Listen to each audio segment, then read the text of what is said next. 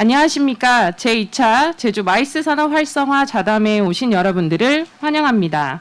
저는 이번 좌담회 사회를 맡은 제주 컨벤션 뷰로 박지선입니다. 제주 컨벤션 뷰로는 포스트 코로나를 대비하고자 학계와 업계 등 다양한 전문가들을 모시고 마이스 산업 활성화를 위한 좌담회를 시리즈로 개최하고 있습니다. 지난 10월 처음으로 하이브리드 방식의 1차 좌담회를 개최하였고 오늘 2차 좌담회를 환상수 곶자알 공원에서 개최하게 되었습니다.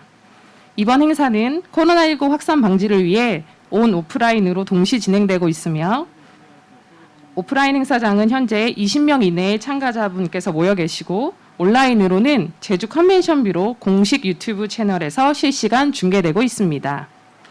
오늘은 제주 지속 가능한 마이스 도시로 나아갈 방향이라는 큰 주제 아래 대면 마이스 시작과 그린 마이스 도시라는 두 가지 키워드로 1, 2부로 나누어 토론이 진행되겠습니다. 첫 번째 주제인 대면 마이스 시작 어떻게 준비할 것인가 토론에 참여해 주실 분들을 소개해 드리겠습니다.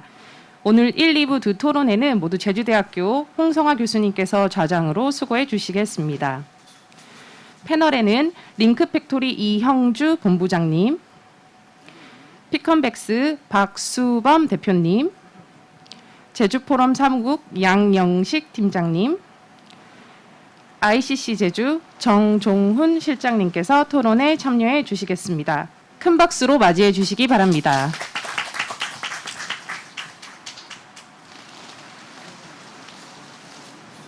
예, 오늘 그 좌담회 좌장을 맡은 제주대학교 홍성환 교수입니다.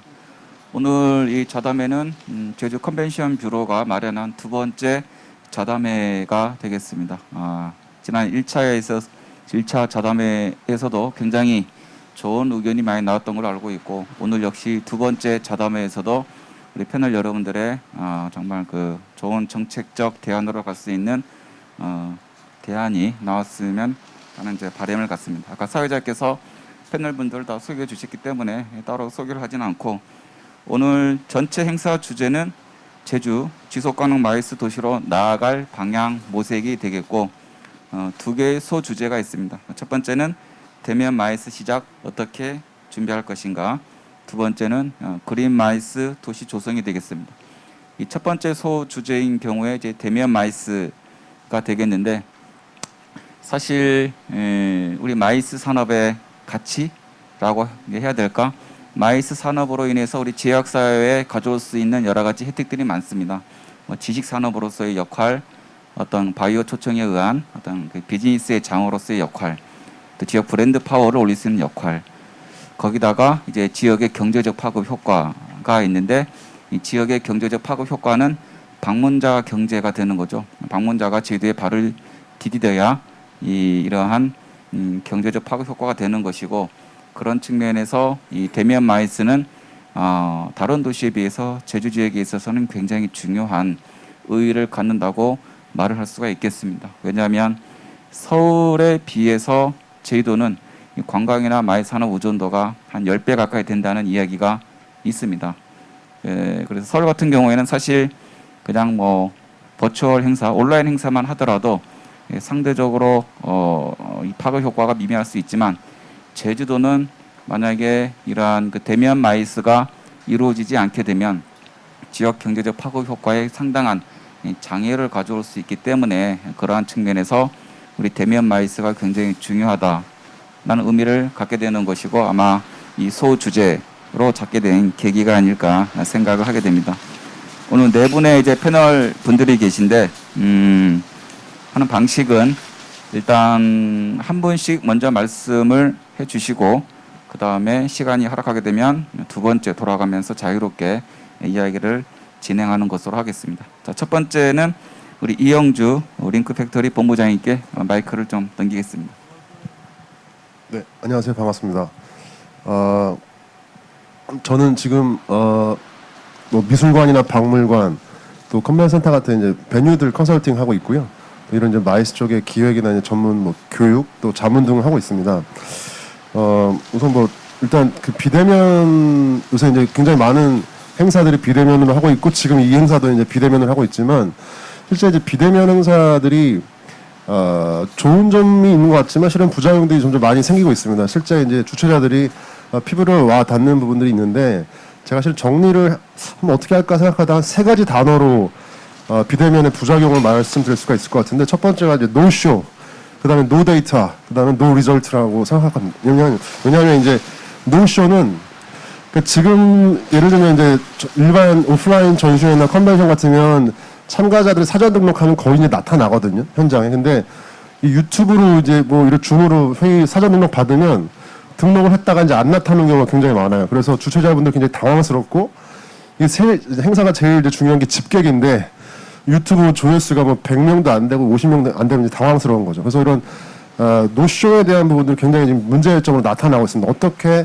이 온라인 행사들의 관람객들을 모을 거냐, 현장에 나타나게 할 거냐가 굉장히 문제로 나타나고 있고, 두 번째는 노데이터인데 이건 뭐냐면 오프라인에서 컨벤션에 전시를 하면 최소한 브로셔나 명함이라도 가져갈 수가 있겠죠. 뭐 바이어나 뭐 셀러들이 만나서 상담을 하면 그런 미팅에 대한 결과들을 가져갈 수가 있지만 온라인 전시회나 온라인 컨벤션은 실제 온라인에서 만나서 이 바이어나 또는 이 관계자들이 얼마나 이 제품을 뭐 탐색해 봤는지, 얼마나 이 사이트에 이 페이지에 오래 머물렀는지, 또 어떤 제품들에 관심이 있었는지를 그 솔루션 자체의 데이터를 줄 수 있는 시스템이 없다면 온라인에 참가자들이 가져갈 수 있는 게 별로 없습니다.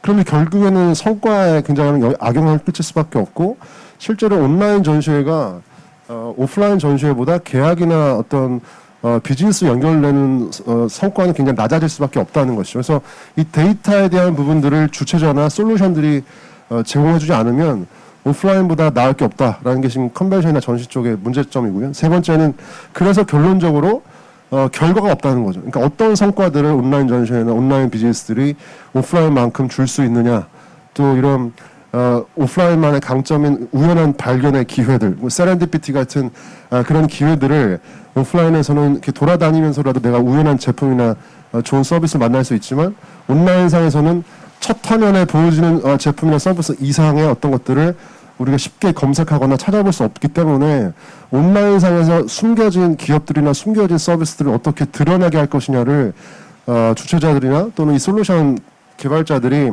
굉장히 많이 고민을 할 수밖에 없다. 그런 부분들이 좀 문제점이라고 생각합니다. 예. 이영재 본부장님, 일단 그 비대면 우리가 흔히 이야기하는 온라인 이제 그 미팅이 되는 거죠. 온라인 미팅이 가지고 있는 한계를 한 세 가지 측면으로 나눠서 말씀을 해주셨습니다. 물론 온라인 회의가 갖고 있는 장점도 많이 있습니다. 그죠? 여러 가지 좀 장점도 있지만 차차 다른 패널 분들께서 말씀해 주실 것으로 기대를 합니다. 두 번째는 우리 박수범 피컨벡스 대표님께 부탁드리겠습니다. 네, 안녕하십니까. 제주도에서 국제회의 기획업을 하고 있는 주식회사 피컨벡스 대표를 맡고 있는 박수범이라고 합니다. 먼저 오늘 그 토론회를 좀 준비를 하면서 어떤 걸 얘기할까라고 했을 때 사실 제가 제일 잘할 수 있는 게 무엇일까를 좀 고민해 봤습니다. 아마 오늘 패널 분들 중에서는 그래도 제가 제일 현장에서 직접 기획사로서 그리고 실행사로서 이렇게 하는 것이 있다 보니까 현장에서 저희가 느낀 것들에 대해서 좀 말씀을 좀 드리겠습니다. 먼저 이 비대면 행사의 부작용이라고 했을 때 마이스라는 산업에 대한 근간에 대해서 조금 카테고리별로 나눠서 좀 말씀을 드리겠습니다. 먼저 국제회의 같은 경우는 국제회의라든지 뭐 기업회의, 일종의 컨벤션 미팅 같은 경우는 다행히도 요즘에 언택트 또는 온택트라고 해서 비대면으로 많이 열리고 있습니다. 지난 6월까지만 해도 사실 취소가 대부분이었으나 이제 여름이 지나고 가을로 오면서 온라인상에서 하는 것들이 많아졌는데, 이렇게 지금 온오프라인 지금 이 행사도 마찬가지겠지만 준비를 하면서 가장 느꼈던 게 뭐냐면 주최 기관 또는 주관 기관보다는 참여자들이 굉장한 불만을 느끼고 있었습니다.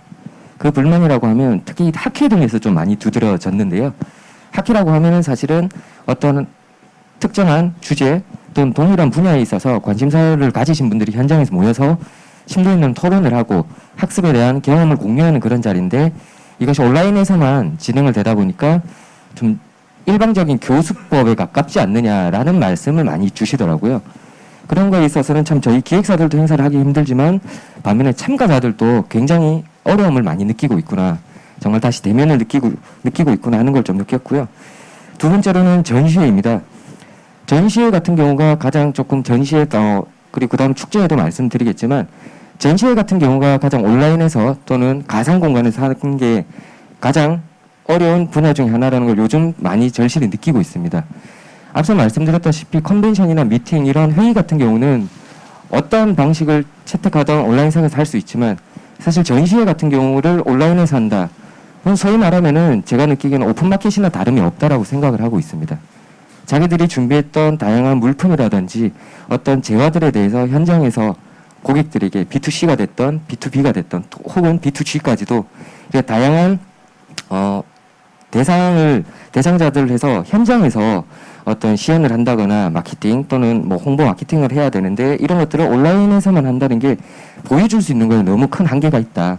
그리고 그에 따라서는 우리가 전통적인 대면 전시를 했을 때 파생되는 여러 산업군들이죠. 예를 들어서 부스 장치사라든지 출력사라든지 인쇄사라든지 그리고 또는 장치 렌탈사라든지 많은 이제 수반되는 파생되는 산업군들이 일할 기회가 많이 사라지고 있다. 이것이 가장 큰 비대면의 부작용이 아닌가 그런 생각을 하고 있고요. 세 번째로 아까 축제랑 이벤트 같은 경우는 사실상 온라인에서는 할 수가 없다라고 보여집니다. 지금 제주도 안에서도 보통 제주의 하늘을 알린다고 보죠. 뭐 탐라 입춘굿 축제라든지 또는 들불 축제 그리고 다가올 성산 일출제 같은 경우는 사실 어떻게 될지 모르겠으나 제가 알기로는 온라인으로 개최한다고 들었습니다. 이렇게 온라인으로 개최했을 때 가장 큰 부작용은 현장감이 없어지는 것이 아닌가. 그래서 비단 축제뿐만 아니라 어떤 공연업계까지 확장을 한다면 더 큰 문제가 되겠죠. 오프라인에서 서로가 모여서 경험을 공유하는 그 현장감이 그 산업을 이끌어갈 수 있는 원동력인데 그거 자체를 온라인에서 함으로 인해서 그런 것들을 느낄 수 없다. 이게 가장 큰 비대면 행사의 문제인 것 같고요. 마지막으로 좀 산업적인 전반적인 측면에서 좀 보자라고 하면 아까 교수님께서도 서두에 말씀하셨지만 제주도에 있어서 관광이라든지 마이스 산업이 지역 경제에 이바지하는 부분이 굉장히 큽니다. 근데 실례로 옆에 제주포럼 사무국장 팀장님도 나와 계시고 IC 실장도 나와 계시지만 지난달에 제주포럼 같은 경우는 저도 하나의 분과를 맡아서 운영을 했었는데 이게 예년과 다르게 대면 행사가 축소가 되고 온라인으로 많이 가다 보니까 지역 경제에 파생했던 그 예컨대 마이스라면 가장 크게 두드러지는 항공, 숙박, 교통 이런 것들에 대한 수요가 너무나도 없어지는 걸 눈앞에서 봤습니다. 저희 같은 기획사들은 어떻게든 온라인의 방식이든 오프라인의 변형된 형태를 통해서든 일을 할 수 있는 기회가 있는데 이렇게 비대면으로 가다 보니까 마이스 산업에 파생되는 여러 산업군들에게는 아직은 일할 기회조차가 없어지는 게 가장 큰 문제가 아닌가 그런 생각을 좀 많이 해봤고요. 마지막으로는 행사를 주최 주관함에 있어서 예산의 재분배가 좀 필요한 시점이 아닌가 그런 생각을 하고 있습니다. 대면에서 비대면으로 가면서 바뀌는 것들이 굉장히 많거든요. 사실 이제 뭐 비대면으로 갔을 때 가장 주최 기관 입장에서 가장 좋은 점 중에 하나는 체재비를 아낄 수 있다는 장점은 있겠죠. 반면에 그분들을 오시지 않지만 화상에서 모시기 위해서 저희가 구현해내야 되는 다양한 기술들이라든지 거기에 필요한 또 다른 새로운 인프라들을 준비하는데 많은 예산이 소요가 되고 있는데 아직은 거기에 대한 준비가 주최기관 그리고 저희 기획사들 그리고 받아들인 다른 인프라의 산업에 종사하신 분들에게도 아직은 조금 준비 기간이 필요한 게 아닌가 그런 생각을 좀 해보았습니다. 네, 이상입니다. 예, 박수원 대표님 말씀 감사합니다. 이 박수원 대표님은 요 얼마 전에 온라인 전시회를 직접 진행해본 경험이 있기 때문에 오늘 말씀하신 것은 그 경험에서 녹아나는 아마 정말 그 현장의 목소리가 아닌가 생각하게 됩니다. 특히 전시 부분에 있어서는 우리 컨벤션 분야보다 더 이런 바이어 미팅이라든가 여러 가지 이 전시회에 필요한 내용이 온라인에 있어서는 정말 제약 사항이 많았다라는 그런 부분을 말씀을 해주셨고요. 축제 이벤트적인 부분도 말씀을 해주셨는데 지난주에 우리 제주 컨벤션 뷰러가 또 우리 세미나가 있었죠. 요새 우리 컨벤션 뷰러가 정말 굉장히 많은 이제 정책 간담회를 개최를 하고 있는데 그 당시에 이제 그 한양대 이훈 교수님께서 이제 축제 이벤트의 온라인 또 하이브리드 말씀하시면서 그 일본이나 유럽 사례에서 하나의 대안으로 그 아웃도어 전시, 아웃도어 축제 이런 거를 말씀을 해주셨는데 이런 아웃도어 축제 이벤트가 우리 전시에 있어서도 하나의 좀 배치마킹할 수 있는 요소가 있지 않을까 생각을 하게 되고요. 비용적인 측면에 있어서도 한 언론 보도에 의하면 온라인 행사가 약 기존 행사보다 대비 예산이 1.5배 들어간다는, 그러니까 생각보다 많은 예산이 소요된다는 발표 자료도 보았습니다. 특히 온라인에 집중만 하게 되면 이 기존의 IT 업체 있죠. 이 IT 업체도 그 기업들이 가지고 있는 기술력을 바탕으로 이러한 그 온라인 미팅 시장에 뛰어들게 되면서 그렇지 않아도 우리 기존에 이제 치열한 시장 경쟁 상황이 있었는데 더 많은 이제 경쟁 상황이 이제 발생되지 않을까라는 우려적인 사항도 있는 것 같습니다. 우리 세 번째로는 우리 양영식 제주 포럼 우리 사무국 팀장님께 부탁드리겠습니다.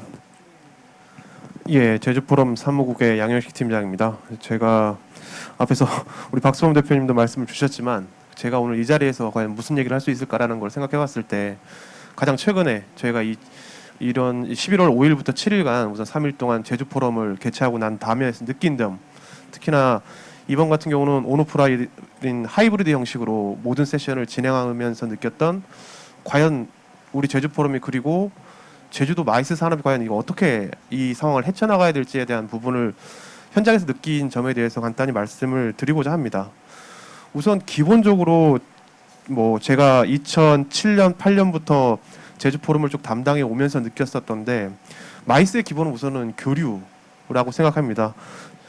서두에 이제 교수님께서 말씀하셨듯이 현장에 결국 제주도에서 발을 닿아야 이 마이스의 산업 효과가 결국적으로 발생을 하는 건데 최근에 뭐 VR 회의장, 홀로그램 등 다양한 이제 IT 기술이 접목된 회의들이 진행되고 있는데 그래도 마이스는 교류가 있어야 된다. 현장에 사람이 참여했을 때 그 경제적 효과가 충분히 발생할 수 있다라는 원칙적인 사항에 대해서는 공감을 하지만 과연 백신이 개발되고 코로나로 인한 그 팬데믹이 사라진다고 해도 과연 예전처럼 전체 대면 회의로 돌아갈 수 있을지에 대해서는 의구심이 있습니다. 저희가 올해 15회 제주 포럼을 준비하면서 코로나가 발생하기 전에 이제 연사 초청을 할 때도 그 연사들이 코로나가 없는 상황에서도 온라인으로 참석하면 안 되냐 그런 이제 의견 제시들이 있어요. 특히 해외 연사분들은 이미 이런 온라인 회의에 되게 적응이 돼 있다라는 거죠. 이런 상황에서 팬데믹까지 겹쳐 있는 상황이 계속되고 앞으로 이거에 대해서 상당히 걱정들을 많이 할 거거든요. 지속적으로. 그리고 뭐 혹 전문가에 의하면 2, 3년에 한 번씩 이런 상황이 다시 돌아올 거다. 그러면은 이분들이 과연 현장에 올 생각을 할까? 온라인, 뭐 홀로그램 그런 좋은 기술이 있으면 그런 방법을 쓰려고 하지 않을까라는 생각을 많이 하더라고요. 근데 이제 결국 마이스 산업을 통한 부가가치 창출은 사람이 찾아와야 된다라는 건데 그러기 위해서는 과연 우리가 이런 위기 상황을 극복한 이후에도 어떠한 동기부여를 해줄 수 있을까? 현장에 오시는 분들한테 어떠한 베네핏을 줄 수 있는지, 왜 제주에 찾아와야 되는지는 행사를 기획하는 단계에서부터 많은 사람들이 공감대를 갖고 노력을 해야 되지 않겠나라고 생각을 합니다. 지금 보면은 각 지자체에서 마이스 산업 육성을 위해 많은 노력을 하고 있습니다. 뭐 최근에 이제 언론 보도를 보면 서울, 부산, 인천은 뭐 워낙 마이스 규모가 큰 상황이기 때문에 뭐 두말할 필요가 없을 것 같고요. 최근에 보니까 수원, 뭐 울산, 포항, 경주에서 상당히 마이스 산업에 대한 투자와 유치 활동을 상당히 하고 있습니다. 이게 그렇게 본 것 같아요. 위기를 기회로 삼자라는 부분인 것 같습니다. 근데 제가 작년 말에 코로나 위기를 뭐 예견한 건 아니었지만 이런 이제 제주도 마이스 산업이 좀 한 단계 좀 업그레이드 돼야 된다는 생각을 갖고 제주도에 협의체 구성을 제안을 했던 적이 있어요. 이게 제주도, 도의회 그리고 뭐 저희와 같은 기획기관 그리고 박수범 대표 같이 있는 PCO 기관 그리고 이제 앞에 계시겠지만 영상 기술 뭐 그런 다양한 업체들이 다 모여서 우리가 과연 그럼 제주형 마이스를 어떻게 만들어 갈 것인가. 그래도 그런 유치 건수나 그런 상황에서 봤을 때 제주도가 전국 단위에서 봤을 때는 상당히 큰 이제 마이스의 중심지라고 그리고 도정에서도 항상 그런 거를 많이 홍보를 해왔던 상황이기 때문에 근데 다른 지자체에 비해서 최근 들어서 좀 약간의 지원이나 관심이 떨어져 가는 거 아닌가. 특히나 올해 상황을 겪으면서 이 영상회의 기술에 대한 부분이 되게 필요가 많이 됐습니다. 근데 도내의 그 업체들은 아시겠지만 약간 영세함도 있는 상황이고 한데 그걸 다 스스로 해결하기 위해서 공부하고 뭐 비품이나 시스템 구입도 다 근데 상당히 경제적 부담이 많이 되죠. 그런 상황에서 일례로 봤을 때 이런 부분이 뭐 이제 중심 도시 뭐 서울이나 부산 같은 경우는 이미 코로나가 2월 달에 창궐 하고 마이스 산업의 위기를 4월 달부터 해서 지자체적인 교육이나 그런 도움 자체에 대한 상당히 그런 구체적인 안이 나왔더라고요. 최근에 제가 알기로는 10월 정도에 그 컨벤션 뷰로에서도 이런 그런 온라인 디지털 회의에 대한 교육 그리고 시스템 구축에 대한 지원을 발표한 걸로 알고 있는데 그런 부분이 조금 다른 시도에 비해서 좀 대응이 자체가 늦었던 게 아닌가. 그런 거를 앞으로 이 코로나 위기를 극복한 이후에도 저희가 제주만에 갖고 있는 마이스 산업의 강점을 부각시키기 위해서는 이런 통합적인 협의체를 구성하고 거기서 논의된 사항을 정책적으로도 나갈 수 있고 도정이나 도의회에서는 행정적 재정적 지원을 할 수 있는 그런 시스템이 좀 구축돼야 되지 않을까라는 생각을 해봤습니다. 네, 이상입니다. 예, 양희식 팀장님 감사합니다.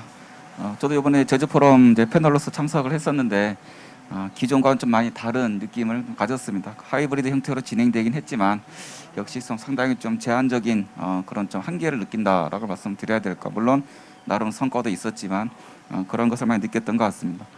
지금 PCMA나 등 우리 그 마이스 관련 국제 기구에 의하면 우리가 2019년 이전으로 돌아가려면 굉장히 많은 시간이 필요할 것이다. 빨라야 내년 하반기.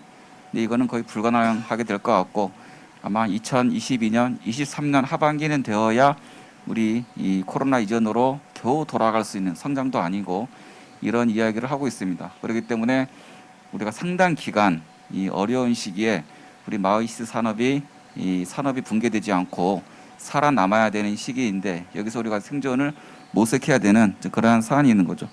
우리 양 팀장님은 이게 이제 대안 중에 하나로서 이제 지역에 각 마이스와 관련된 이해 주체, 이 집단이 모여가지고 하나의 좀 컨트롤 타워 이런 협의체를 이제 말씀을 해주셨는데 굉장히 중요한 사안이라고 이제 평가가 됩니다.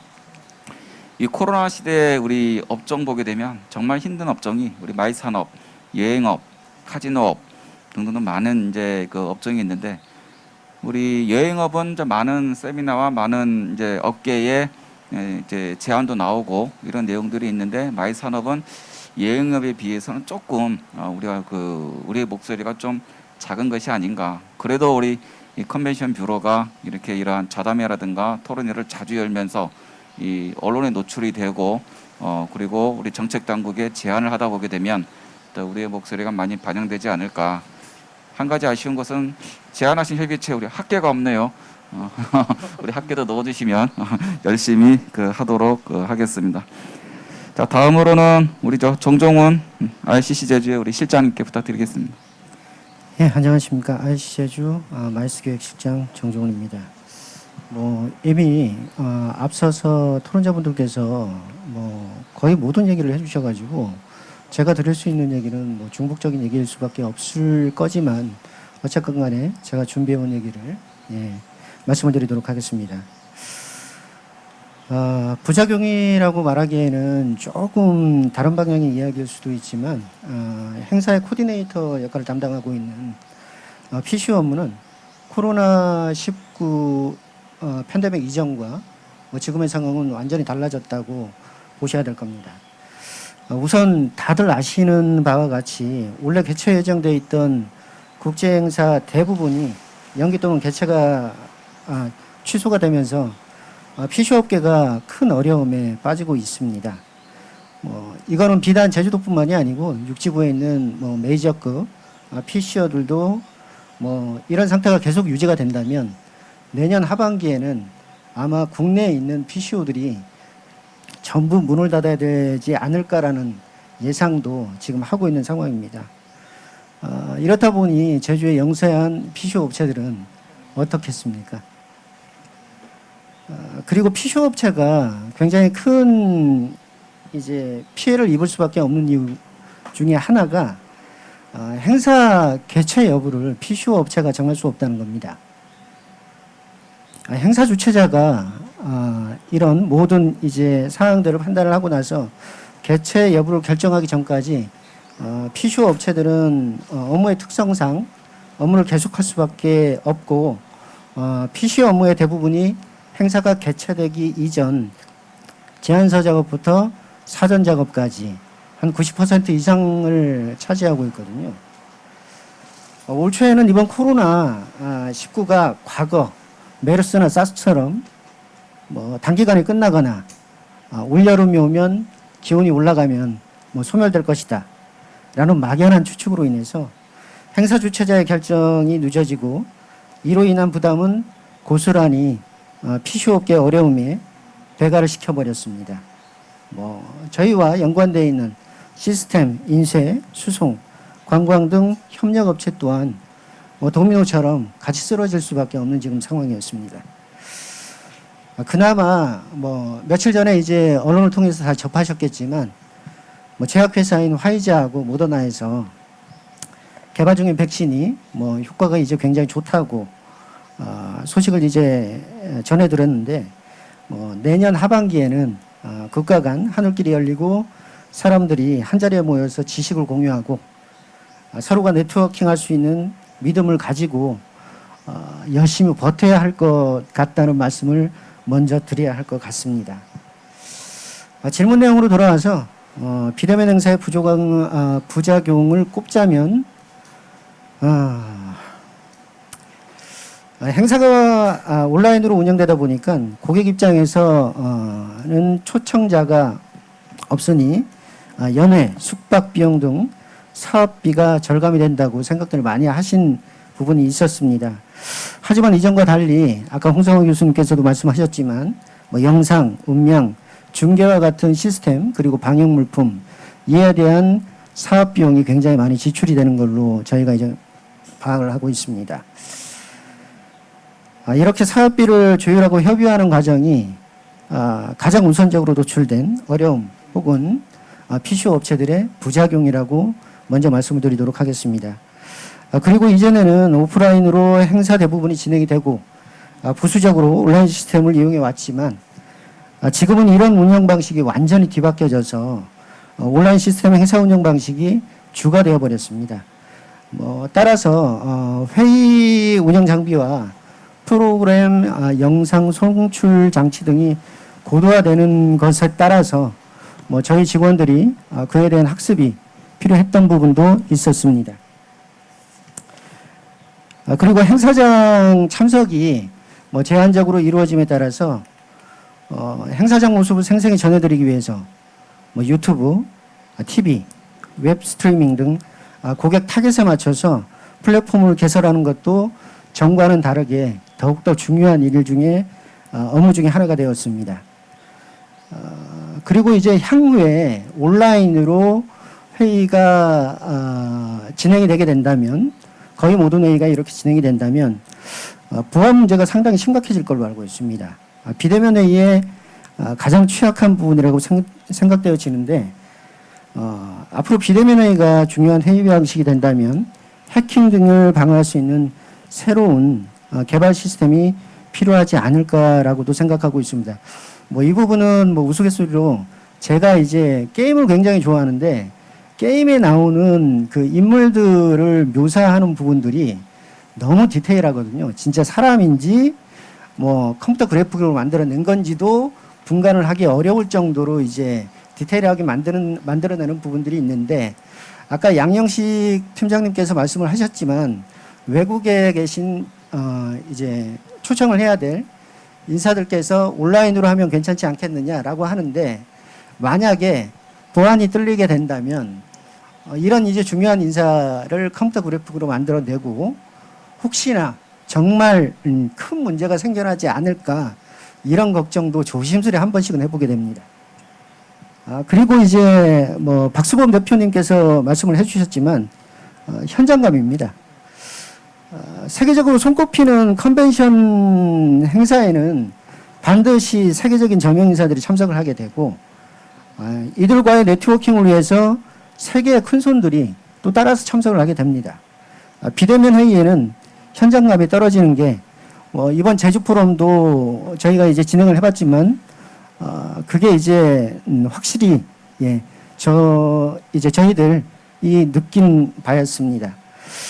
예를 들어서 누군가 BTS 팬이라고 한번 생각을 해보십시다. TV에서나 유튜브 등 시간이 구애받지 않고 그리고 또 무료로 언제 어디서나 아무 때나 볼 수 있지 않습니까? 이렇게 편하게 본인들 우상을 볼 수 있지만 그들은 몇 천만 원도 한다는 그 공연 티켓을 구매하고 본인들의 우상을 보기 위해서 공연장을 찾아가거든요. 그렇다면 여기서 잠깐 컨벤션에 대한 사전적 의미를 한번 여러분들과 공유를 좀 해야 될 것 같습니다.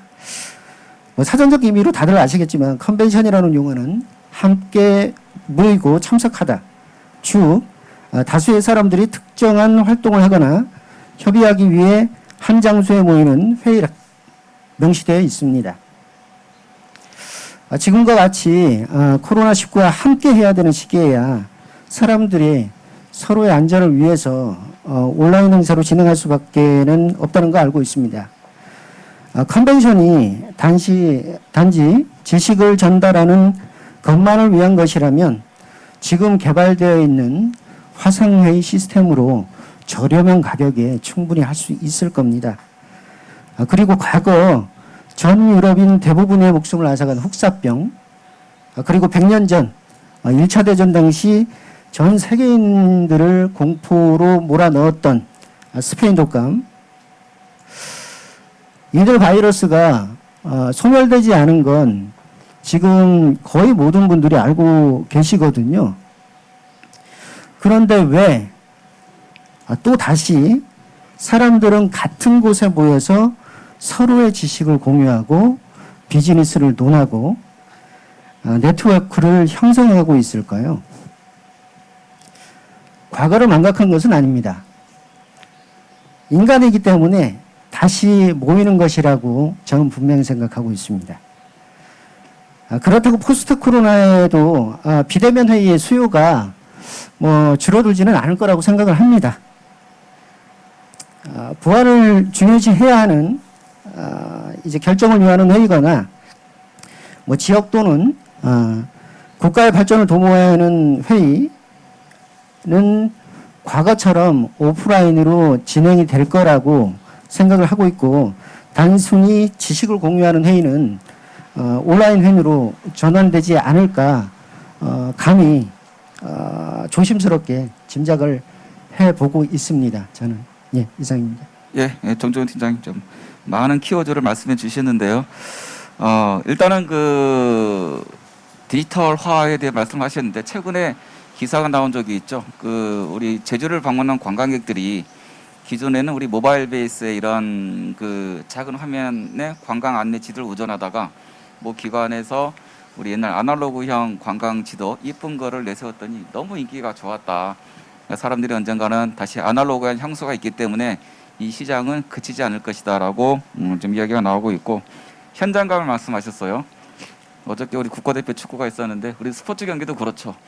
TV로 보는 거하고 현장 가서 보는 거하고는 너무너무 차이가 많다. 이게 우리 마이스 현장도 그대로 적용되는 것이 아닌가 이렇게 좀 생각을 해보고, 해킹 정말 중요한 말씀하셨습니다. 우리 안전에 관한 문제가 되는 거죠. 물론 이런 온라인 마이스가 가지고 있는 장점 중에 하나가 이 수많은 행사를 우리가 모아서 영상, 거기서 나오는 여러 가지 숫자, 그리고 여러 가지 블로그, SNS 이걸 모아서 빅데이터를 형성을 해가지고 우리가 많은 정보를 수집할 수 있는 장점도 있지만 이런 해킹에 노출돼 있다는 그런 그 우려적인 상황도 있는 것 같습니다. 그리고 제가 질문이 있는데요, 정정희 실장님께. 전시 컨벤션 센터도 굉장히 힘든 부분이 있잖아요. 최근에 기사에 상설 온라인 스튜디오를 구축한다는 내가 이야기를 들었는데 맞나요? ICC 제주에서? 예, 맞습니다. 네, 왜냐하면 이제는 완전한 오프라인 행사는 상당히 힘들 것 같고 이제 그 온라인과 오프라인이 같이 가는 하이브리드 형태로 가게 될 텐데, 제주도에 있는 PCU 업체나 아니면 관련 업체가 그러면 온라인 행사하고 오프라인을 같이 하려면 비용적인 부담이 크잖아요. 그리고 또 온라인 행사를 이 상설 무대를 설치했다가 철거했다가 하게 되면 많은 비용이 들 것이고, 혹시 ICC 제주가 이런 상설 온라인 스튜디오를 우리 제주도에 있는 마이스 업계에 아주 저렴한 가격으로 상설적으로 제공할 수 있으면 많은 비용 절감이 좀 되지 않을까 이렇게 생각하게 되고, 요거에 대해서 한번 좀 답변해 주시고, 또 하나는 전시 컨벤센터 아마 ICC도 굉장히 어려운 걸로 알고 있는데 우리 국내외 전시 컨벤센터의 현재의 업계 현황 이거 좀 간단하게 좀 말씀 부탁드리겠습니다. 아까 홍성화 교수님께서 말씀해 주셨던 부분이 저희들 올해 연말까지 이 컨퍼런스 및 전시통합 플랫폼을 구축하는 사업을 지금 진행하고 있습니다. 뭐 이거와 더불어 이제 여러분들도 아시겠지만 뭐 이제 제주도의 마이스 산업을 키우기 위해서 제1센터도 2023년 뭐 상반기에 준공을 예정으로 지금 열심히 노력들을 하고 있습니다.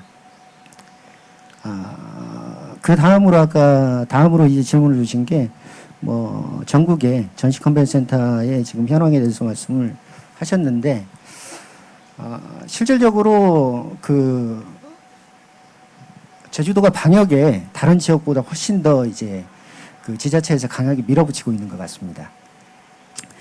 뭐 경기도도 마찬가지고 다른 데도 다 마찬가지로는 알고 있는데 지금 뭐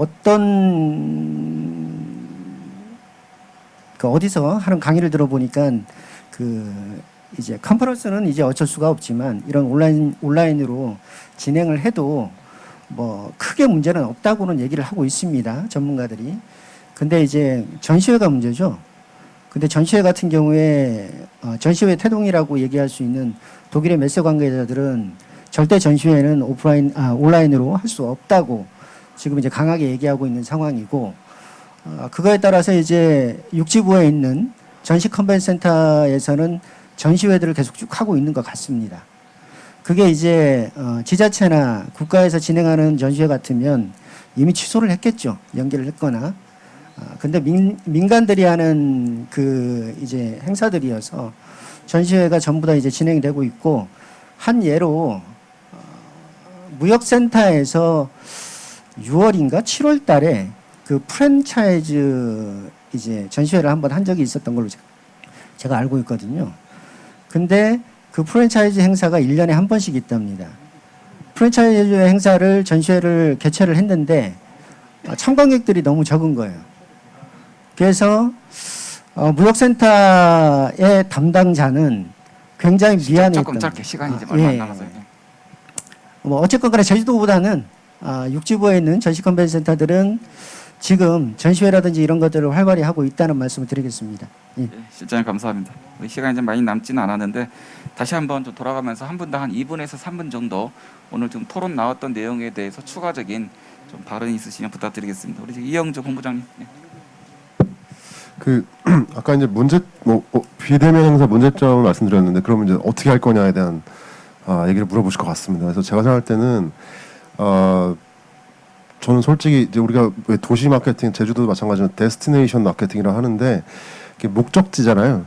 근데 실은 온라인이 이 목적지로서의 기능을 대부분 해결한 것 같아요. 그러니까 더 이상 정보를 습득하기 위해서 심지어는 저는 교류도 얼마든지 온라인으로 다 가능하더라고요. 이미 온라인 행사에서 링크드인이나 페이스북이나 이런 거 가지고 자기들끼리 다 친구 맺고 뭐 다 팔로우하면서 얼마든지 다 하고 있습니다. 그래서 문제는 제가 봤을 때 그러니까 대면 행사가 살아나려면 저는 그곳에 가야만 하는 이유가 뭐냐를 좀 줘야 될 것 같습니다. 그러니까 우리가 이제 익스피리언스라고 하잖아요. 그러니까 제가 요새 뭐 여행의 미래를 보더라도 지금 우리가 여행을 가는 이유, 밥을 먹는 이유, 뭐 옷을 사는 이유 전부 다 인스타에 올리기 위해서랍니다. 솔직히 밀레니얼 입장에서는. 그러니까 어떻게 보면 우리가 마이스 때문에 그곳에 가야 한다면 그곳에 가야 할 이유를 달라는 거죠. 굳이 온라인으로 다 해결할 수 있기 때문에. 그래서 그게 어떤 개인화된 경험으로 마이스 행사의 기획자들이 다가가지 않는다면 뭐 세미나에서 회의장에서 정보 한 2-3시간 세미나 듣다가 오는 회의는 갈 필요가 없다라는 겁니다. 그래서 어떠한 경험들을 뭐 예를 들면 제주도에 왔을 때 줄 수 있느냐.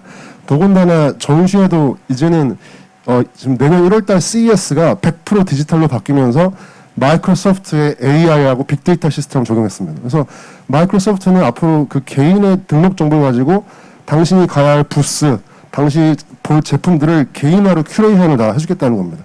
결국에는 집단적인 경험이 아니라 그 한 명 한 명에 대한 이 공간에 왔을 때 또 이 지역에 왔을 때 어떤 독특한 경험들을 정보 전달뿐만 아니라 줄 수 있느냐가 앞으로 저는 행사 기획자들이 더 고민을 해야 될 부분이고요. 행사 뭐 운영이라든가 이런 진행이나 의전이 더 이상 저는 마이스가 아니다라는 생각 자꾸 할 수밖에 없다 생각합니다. 예, 본부장님 감사합니다.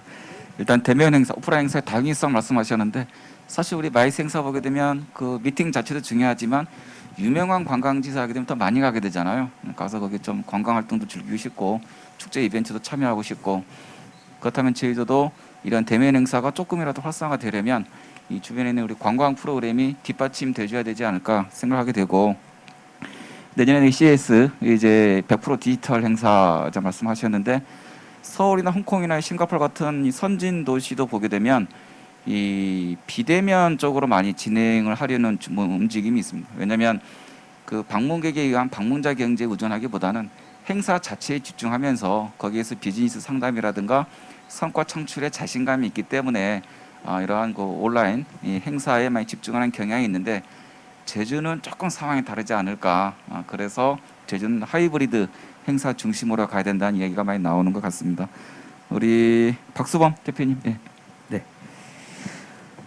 좀 아까 정동훈 실장님께서 서두에 말씀해 주시기를 어쨌든 지금까지는 저도 그렇고 버텨왔는데 이게 지속이 된다라고 했을 때는 머지않은 시간에 제주뿐만 아니라 사실 뭐 전 세계까지도 갈 수가 있겠죠. 많은 기획사분들이 이제 버티기 힘들 수가 있을 것 같다는 생각을 하고 있습니다. 비단 기획사뿐만 아니라 서비스 공급자들도 마찬가지겠죠.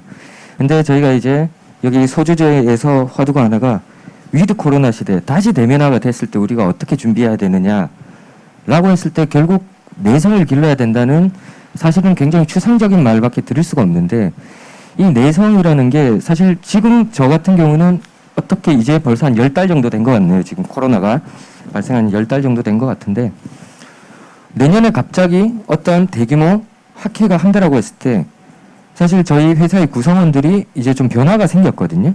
저 말고도 그런 회사들이 있을 것입니다. 분명히. 그래서 다시 대면이 갔을 때 내가 공급을 해줄 서비스를 공급해 줄 수 있을 것인가. 사실 그건 굉장히 두려운 문제라고 생각하고 있습니다. 인력에 대한 공급, 저희 서비스 공급에 대한 문제. 결국 이런 내성을 길러야 된다는 게 직원들을 지켜야 되는 것도 있지만 같이 함께 나아가야 되고 그리고 다시 대면이 되었을 때 신규 인력들이 계속 수급이 돼야 될 것 같아요. 이 업계 서비스의 기획사뿐만 아니라 다양한 분야에 있어서 그랬을 때 저희가 좀 당부드리고 싶은 게 뭐 뷰로 분들이 계시니까 현재 뭐 다양한 인력 양성 사업들을 하시고 있는 걸로 알고 있는데 조금 더 그때는 공격적으로 조금 더 해야지 도내 기획사들이 다시 우리가 시쳇말로 좋은 날이 왔을 때 무리 없이 일을 할 수 있지 않을까 좀 그런 생각이 들매 좀 정리해서 말씀드리자면 인력 양성에 대한 걸 우리는 좀 준비를 해야 될 것이다. 비단 기획사뿐만 아니라 모든 서비스 제공자들은 인력 양성에 대한 것들을 좀 염두에 두셔야 되지 않나 그런 생각을 하면서 마치겠습니다. 예. 지금 우리가 좀 굉장히 어려운데 이때 두 손 놓고 있을 것이 아니라 언젠간 종식이 되겠죠. 그때 이 전문가가 예측하기를 그때는 마이스 행사의 어떤 그 보복 행사, 보상 행사에서 엄청난 폭증이 오게 될 것이다. 그때를 대비해서 우리가 그때와 과실을 가져오려면 미리 준비를 해야 되는데 인재 양성이라든가 뭐 그런 부분에서 좀 말씀해 주신 것 같습니다. 우리 양영식 팀장님. 네.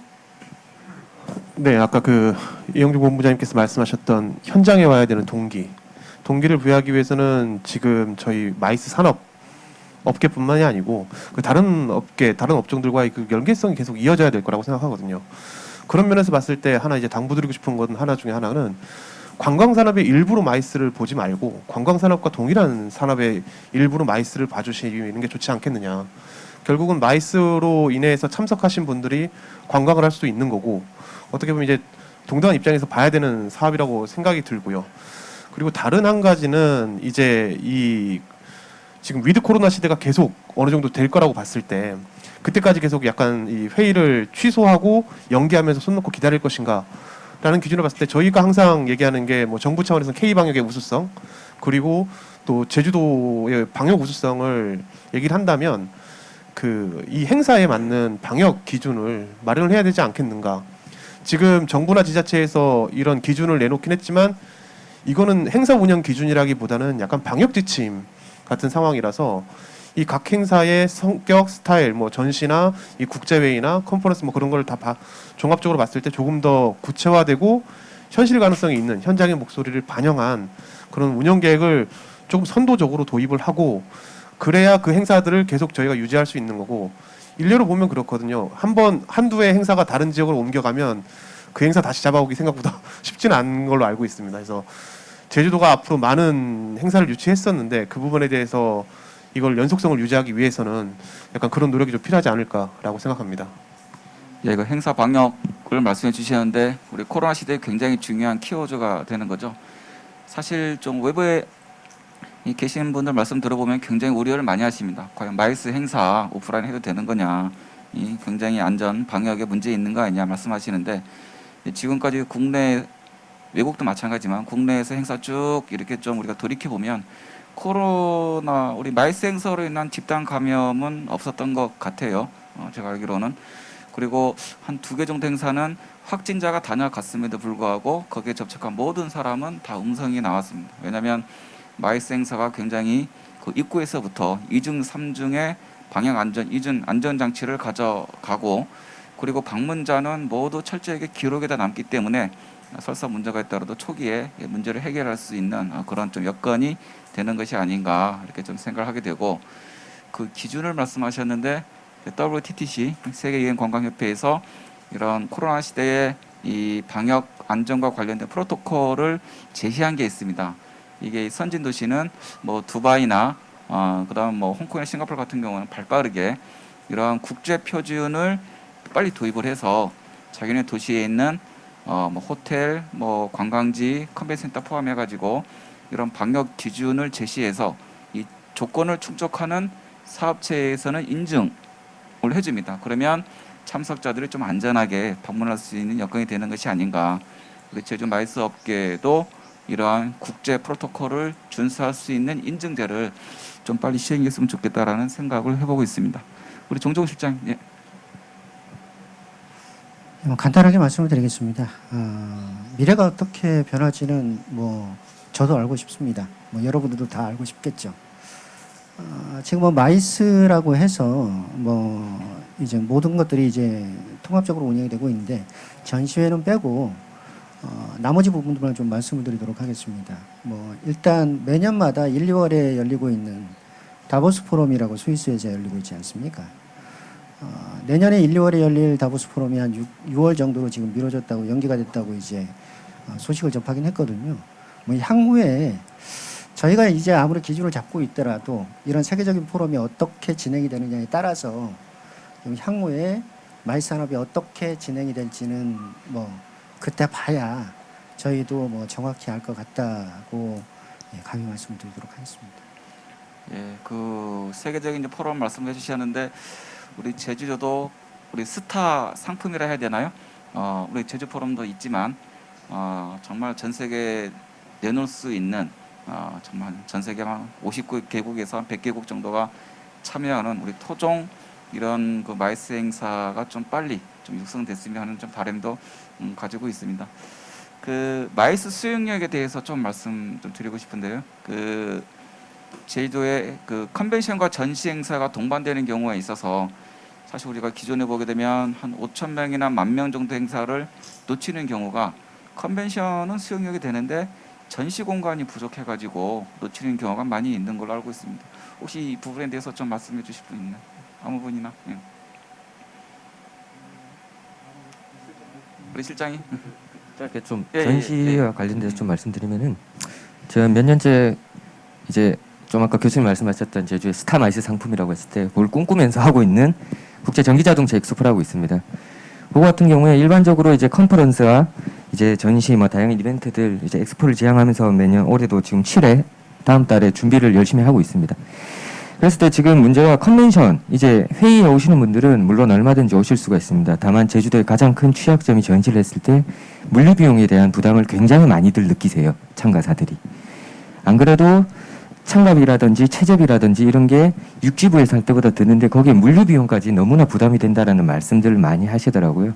그랬을 때 제주도가 앞으로 어떠한 이러한 전시를 동반 수반한 행사들 유치를 함에 있어서 좀 행정적으로 지원이 허락한다라면 그 참가 기업들에 한해서 물류비를 좀 지원해 준다라면 앞으로 이 전시 산업마저 제주도에도 조금 더 활성화될 수 있지 않을까, 그런 생각을 좀 많이 해봤거든요. 지금 뭐 아메이가 됐던 어떤 일반 기업체들이죠.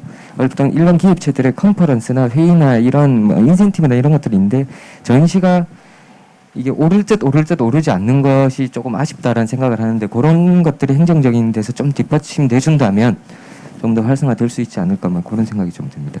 그리고 정종훈 실장님, 우리 제주도가 좀 이제 인프라가 부족해서 제2 제주 컨벤션 센터, 다목적 센터, 진짜 정확한 명칭은 이제 잘 모르겠습니다만 어떻게 준비가 되고 있습니까 지금 코로나 시대? 아까도 말씀드렸듯이 향후에 저희가 지금 노력하고 있는 게 COP 에이펙 유치에 대해서 제주도하고 긴밀히 뷰로도 마찬가지고 지금 협력하면서 지금 유치 활동을 벌이고 있거든요. 그래서 2023년에 저희가 이제 상반기에 준공한다고 이제 말씀을 드렸듯이 전시회가 열릴 수 있는 공간입니다. 거기가 지금 이제 제일 컨벤션 같은 경우에는 이제 컨퍼런스를 위주로 하고 있는 이제 시설이고 그렇다 보니 이제 나중에 그런 문제는 조금 많이 해결이 되지 않을까 싶습니다. 하여튼 두 번째 이제 건설하는 우리 인프라 전지 컨벤션 센터는 우리 전문가들이 말씀하시기를 최소 300부스 아니면 한 500부스는 확보가 되어야 우리가 코로나 이후에 우리 수요가 폭증했을 때 이러한 대규모 행사를 우리가 많이 좀 가져올 수 있지 않을까라는 이야기들을 좀 많이 좀 하고 있습니다. 자, 오늘도 우리 1세션에 대해서 이제 마무리해야 될 시간이 된 것 같습니다. 오늘 네 분 패널을 말씀해 주신 굉장히 중요하고 귀중한 말씀들을 해 주셨는데 이러한 내용도 우리가 잘 메모를 해서 어려운 시기지만 우리가 또 우리 마이 산업이 다시 한번 되어갈 수 있는 그런 좀 기회가 되게끔 우리 모두의 노력이 필요하지 않을까 이렇게 좀 생각을 하고 있습니다. 오늘 말씀 감사드리고요. 잠시 1세션 마무리하고 브레이크 타임 좀 갖고 한 3시 20분부터 시작하나요? 두 번째 세션을 시작하도록 하겠습니다. 자, 1세션 여기서 마무리하겠습니다. 감사합니다.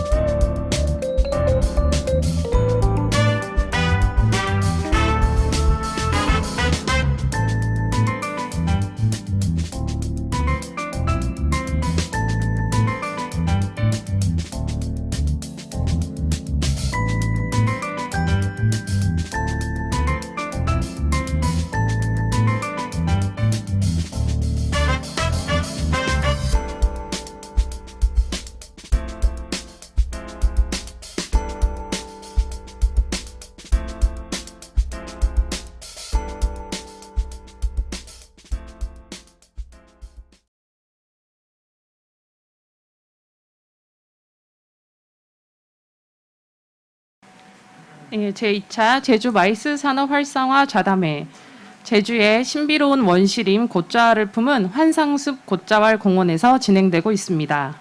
네, 그럼 이어서 예고드린 바와 같이 그린 마이스 도시 조성이라는 주제를 가지고 두 번째 토론을 시작해 보도록 하겠습니다. 역시 제주대학교 홍성화 교수님께서 좌장을 맡아주시도록 하겠습니다. 2부 토론 패널을 소개해 드리겠습니다. 한국 PCO 협회 진선미 사무국장님, 이디컴 고맹종 대표님, 김영미로공원 김영남 대표님, TN 제주 문경록 대표님께서 참여해 주시겠습니다. 큰 박수로 맞아주시기 바랍니다.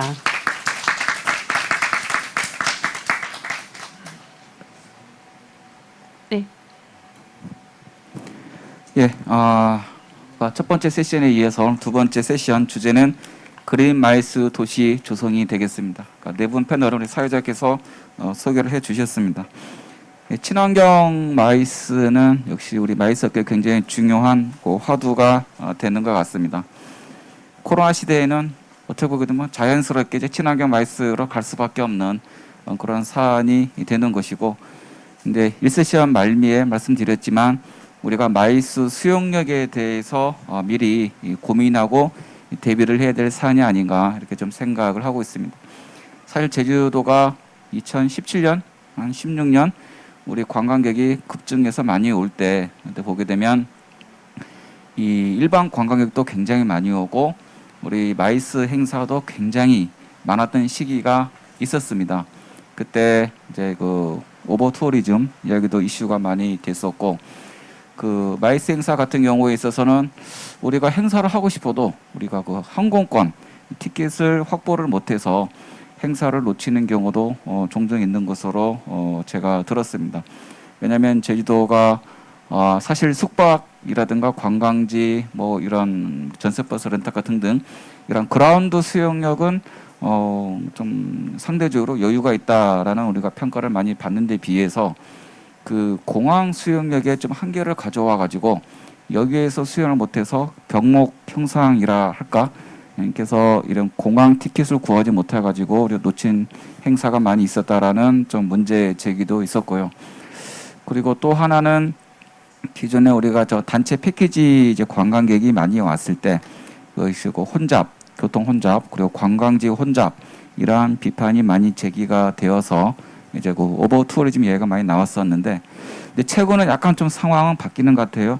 이 코로나 시대이긴 하지만 최근에 모 기관에서 이 관광지 혼잡을 측정할 수 있는 앱이 개발이 되어서 조만간 상용화된다는 이제 이야기를 들었는데, 예를 들어서 우리 동네 날씨가 나오고 있잖아요. 기상청에서. 그러면은 우리 제주도 동서남북 이 동네 기상청 날씨 보게 되면 어느 지역 가면 날씨가 좋고 어느 지역 가면 좀 안 좋고 이걸 알 수가 있는데, 마찬가지로 어느 지역에 가면 지금 관광객이 약간 혼잡 상태에 있고 어느 지역에 가게 되면 좀 이렇게 좀 덜 혼잡한 이런 정보를 얻을 수도 있는 그런 좀 사안이 되는 것 같습니다. 그리고 최근에 개별 관광객이 많이 늘어나다 보게 되니까 이 카드사의 빅데이터에 의하면 이 제주도가 비교적 골고루, 전에는 특정 관광지나 좀 도심에 집중되는 경향성이 있었는데 이제는 우리 어촌 관광, 농촌 관광 이게 활성화되게 되면서 제주도 곳곳에 이제 그 관광객이 좀 골고루 가는 그런 경향성은 우리 그 친환경 관광, 친환경 마이스를 위해서 좀 다행스러운 사안이 되는 것이 아닌가 이렇게 좀 생각을 이제 해봅니다. 오늘 두 번째 주제가 우리 그린 마이스 도시 조성이기 때문에 이러한 부분을 먼저 말씀을 드렸고요. 이 네 분 이제 패널분들께 이제 마이크를 넘게 될 텐데, 먼저 우리 진선미 이 사무국장님 서울에서 오셨죠? 네. 예. 혹시 올 때 뭐 비행기 꽉 찼나요? 어땠나요? 네, 만석이더라고요. 예. 단체도 꽤 있는 것 같습니다. 최근에 뭐 외국인 관광객은 우리 자가 격리 때문에 많이 못 오지만 내국인은 아마 작년 대비 좀 적지 않은 숫자가 오고 있는 것 같습니다. 우리 진세민 국장님께 그린 마이스에 대해서 첫 번째 좀 마이크를 넘기도록 하겠습니다. 네, 안녕하십니까. 저는 사단법인 한국피쉬협회의 사무국장 진선미라고 합니다. 그 주제에 관련해서 말씀드리기 전에 저는 간단하게 저에 대해서 말씀을 드리고, 또 이제 제주에 이제 오다 보니 서울의 상황이라든지 어떤 중앙 차원에서 또 현황이 좀 궁금하실 것 같아서 그 부분에 대해서 먼저 말씀드리려고 합니다. 네, 저는 앞서 말씀드린 것처럼 사단법인 한국피쉬협회에 근무를 하고 있고 문화체육관광부 산하 사단법인이고요. 협회는 이제 회원사가 한 50개 정도 되는데 지금 전국에 1,200개 정도의 국제기획업 으로 이제 등록된 업체들이 있다고 하지만 그 중에 이제 PCO라고 할 수 있는 곳들은 전국에 500개 이하, 3,400개 정도로 보고 있습니다. 그리고 협회는 이제 아무래도 좀 전문성, PCOF다 보니까 전문성을 중요하게 생각해서 좀 그런 부분들 때문에 행사가 많지는 않지만 또 그런 전문성의 측면에서 다양한 어떤 지원 사업이라든지 활동들을 하고 있고, 그리고 이제 협회에 오기 전에 한 10년 정도 PCO의 경험이 있습니다. 그래서 아마 저를 불러주신 이유가 이런 실무적인 차원에서도 얘기를 할 수 있고, 어떤 공공과 중간의 입장에서 좀 그런 실무적인 현실적인 얘기들을 하라고 불러주신 것 같아서 저는 그런 방향을 좀 말씀을 드리려고 하고, 그 말씀드린 것처럼 지금 뭐 서울이랄까 전체적인 제주를 포함한 전체적인 상황을 좀 말씀을 드리면, 그 앞서 말씀드린 국제기업 중에서 대부분이 서울 소재에 있기 때문에 조금 이제 서울 외 지역이랑 차이는 좀 있는 것 같습니다. 그래서 뭐 다들 그 업계 상황은 비슷하긴 하겠지만 국제의 기회가 PCO의 특성상 기존의 뭐 메르스나 사스 같은 전염병 상황에 크게 영향을 받지 않았고, 이제 우리는 또 좀 대행 주체보다는 대행을 위주로 하다 보니 그런 영향이 처음은 별로 없는 듯 하였으나 이제 점점 팬데믹 상황이 오면서 심각해졌고, 저희가 4월에 조사했을 때, 협회 자체적으로 조사했을 때는 뭐 이런 상황이 연말까지 가면은 뭐 90%가 폐업을 할 거다 이런 식 얘기들이 있었는데 8월 이후 이제 9월부터 사실 이제 그 사이에 정부에서 뭐 특별고용업종으로 지정을 하기도 하고 다양한 뭐 지원제도라든지 그런 부분들의 영향도 있었겠지만 1단계가 되고 나서부터 이제 조금씩 행사를 재개하기 시작했고, 사실 컨벤션 행사는 공공 주도의 행사들이 좀 많기 때문에 어떤 뭐 예산의 문제도 있을 수 있고 해서 하반기에 행사가 이제 상반기에 연기됐던 행사들이 하반기에 좀 많이 개최가 되면서 입찰도 사실 굉장히 많이 뜨고 있고, 현재는 PCO는 바쁘게 움직이고 있기는 합니다. 다만 이제 뭐 온라인으로 되면서 어떤 뭐 입찰을 기준으로 말씀드리면 참가 자격 조건에 뭐 동영상을 제작하는 업종이라든지 뭐 행사의 연기 취소로 인해서 이의를 제기할 수 없다 뭐 이런 형태의 좀 그런 업계를 위협하는 그런 내용이 있기도 하고, 또 온라인이기 때문에 사업 예산이 좀 축소가 돼서 작은 이제 행사들을 너무 이제 여러 건을 해야 되는 실제 업체 입장에서는 더 어려운 상황이 있기는 하지만 관광 분야의 다른 뭐 영업이나 호텔업을 상으로 기준으로 봤을 때는 그래도 조금씩 적응을 해 나가면서 환경에 적응을 해보고 있지 않나라는 생각을 합니다. 그래서 일단은 뭐 그 앞서 잠깐 뭐 정부에 대한 지원제도의 역할 이런 얘기도 나오기는 했지만 이제 특별고용정 업종으로 이제 되면서 뭐 고용노동을 비롯해서 문체부에서도 이제 다양하게 업계 지원하기 위한 그런 활동들이라든지 지원책을 내놓고 있고, 그런 부분들이 조금 더 산업적인 측면에서 접근이 됐으면 좋겠습니다. 그래서 오늘 주제가 그린마이스 도시 조성인데, 저는 이 그린마이스 그린 컨벤션을 단순히 어떤 환경적인 측면, 친환경 이런 쪽으로만 접근하기보다는 좀 지속 가능성의 측면에서 얘기를 하는 것이 더 좋지 않겠냐라는 생각을 했습니다. 그래서 뭐 일반적으로 뭐 지속 가능 발전이라든지 지속 가능성에 대해서 얘기할 때는 뭐 환경적인 측면이라든지 경제적인 측면, 사회적인 측면 이런 정도로 일반적으로 나눠서 얘기를 하는 것 같은데, 그 환경적인 측면은 이제 우리가 흔히 얘기하는 그린 컨벤션, 그린 마이스 이런 것들인 거죠. 그래서 뭐 재활용이라든지 탄소 배출에 관련된 내용들, 운영상의 이런 친환경적인 운영들이 좀 중심이 된 것 같아요. 그래서 그런 부분에서는 그냥 단순히 운영적인 측면의 어떤 친환경을 좀 추구하기보다는 행사 사실 이제 그렇게 하게 되면 또 여러 가지 뭐 예산의 문제라든지 어떤 주최기관의 상황이라든지 그런 것들이 또 있을 수 있기 때문에 그런 것들보다는 그냥 그 행사 자체를 친환경 뭐 주제도 친환경이 될 수도 있고, 그렇게 좀 컨텐츠도 보완할 수 있는 부분이 필요하지 않냐라는 생각을 하고, 중요한 또 한 가지 지속 가능성의 측면에서 보면은 사회적인 기능이 사회적 측면이 중요하다고 생각하거든요. 그래서 뭐 경제적인 부분은 뭐 수익에 대한 부분, 경제적 가치에 대한 부분이니까 그런 부분에 대해서는 조금 부가적이라고 보고, 사회적인 측면도 환경적인 측면 못지않게 중요하다고 생각합니다. 그래서 환경적인 것들은 이제 지속 가능하기 위해서 이것도 이제 뭐 그린 마이스 그린 컨벤션에 속할 수 있는 건데, 어떤 정책의 방향이라든지 법 제도에 대한 부분들, 그리고 뭐 협력, 상생 이런 부분들 그리고 윤리에 관한 것 이런 것들도 같이 고민을 해야 되는 시기가 아닐까라는 생각을 하고 있습니다. 그래서 일단은 좀 전체적인 그린마이스에 대한 저의 생각을 좀 말씀을 드렸고 이제 다시 뒤에 기회가 되면 좀 더 구체적인 방향에 대해서 말씀드리겠습니다. 예, 김수영 국장 감사합니다. 서울에서 오셨는데 한국 PCO협회 사무국장을 맡고 계시니까 일단 중앙에서 PCO 회사들의 여러 가지 좀 현황 사안들에 대해서 좀 많은 말씀을 해주셨습니다.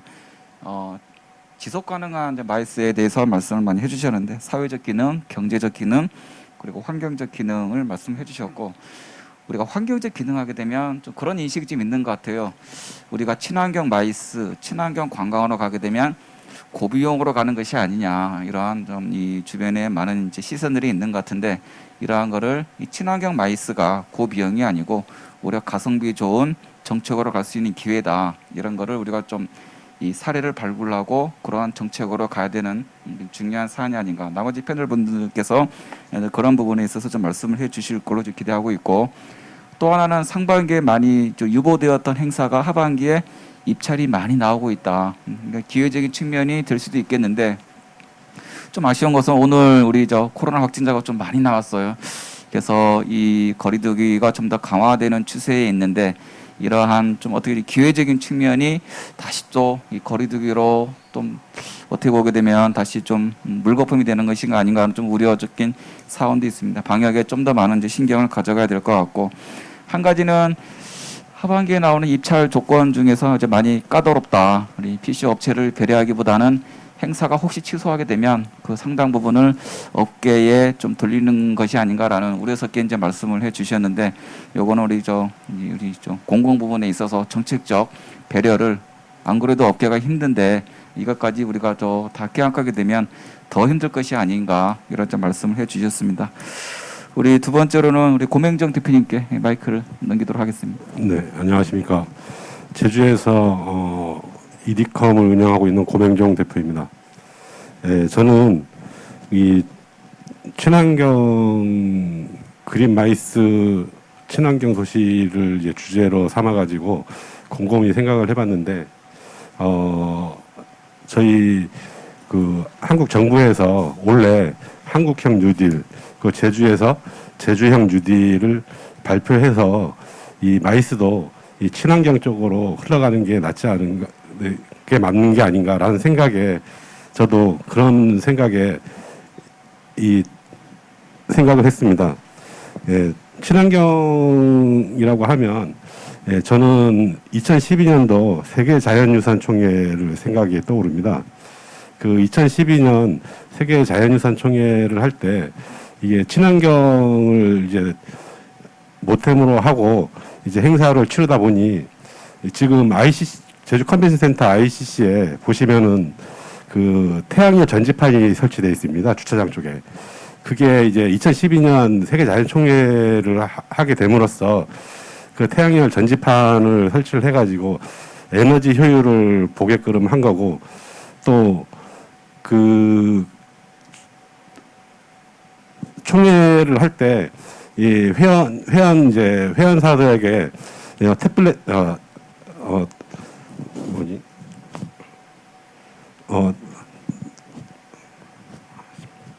그 텀블러라든가 해서 종이를 많이 줄일 수 있는 이제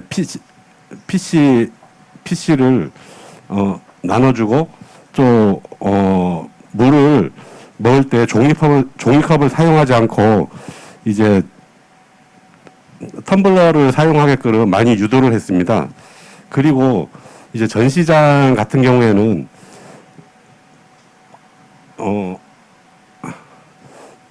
친환경 부스를 이제 생각을 해가지고, 예전에는 이제 기본 부스, 이제 저희는 이제 기본 부스나 예전에는 기본 부스나 이제 독립 부스를 지을 때 목공 부스를 많이 지었었는데, 이제 그때 당시는 이제 재활용 부스라고 해서 종이 골판지 부스라는 게 처음으로 선을 보였고요.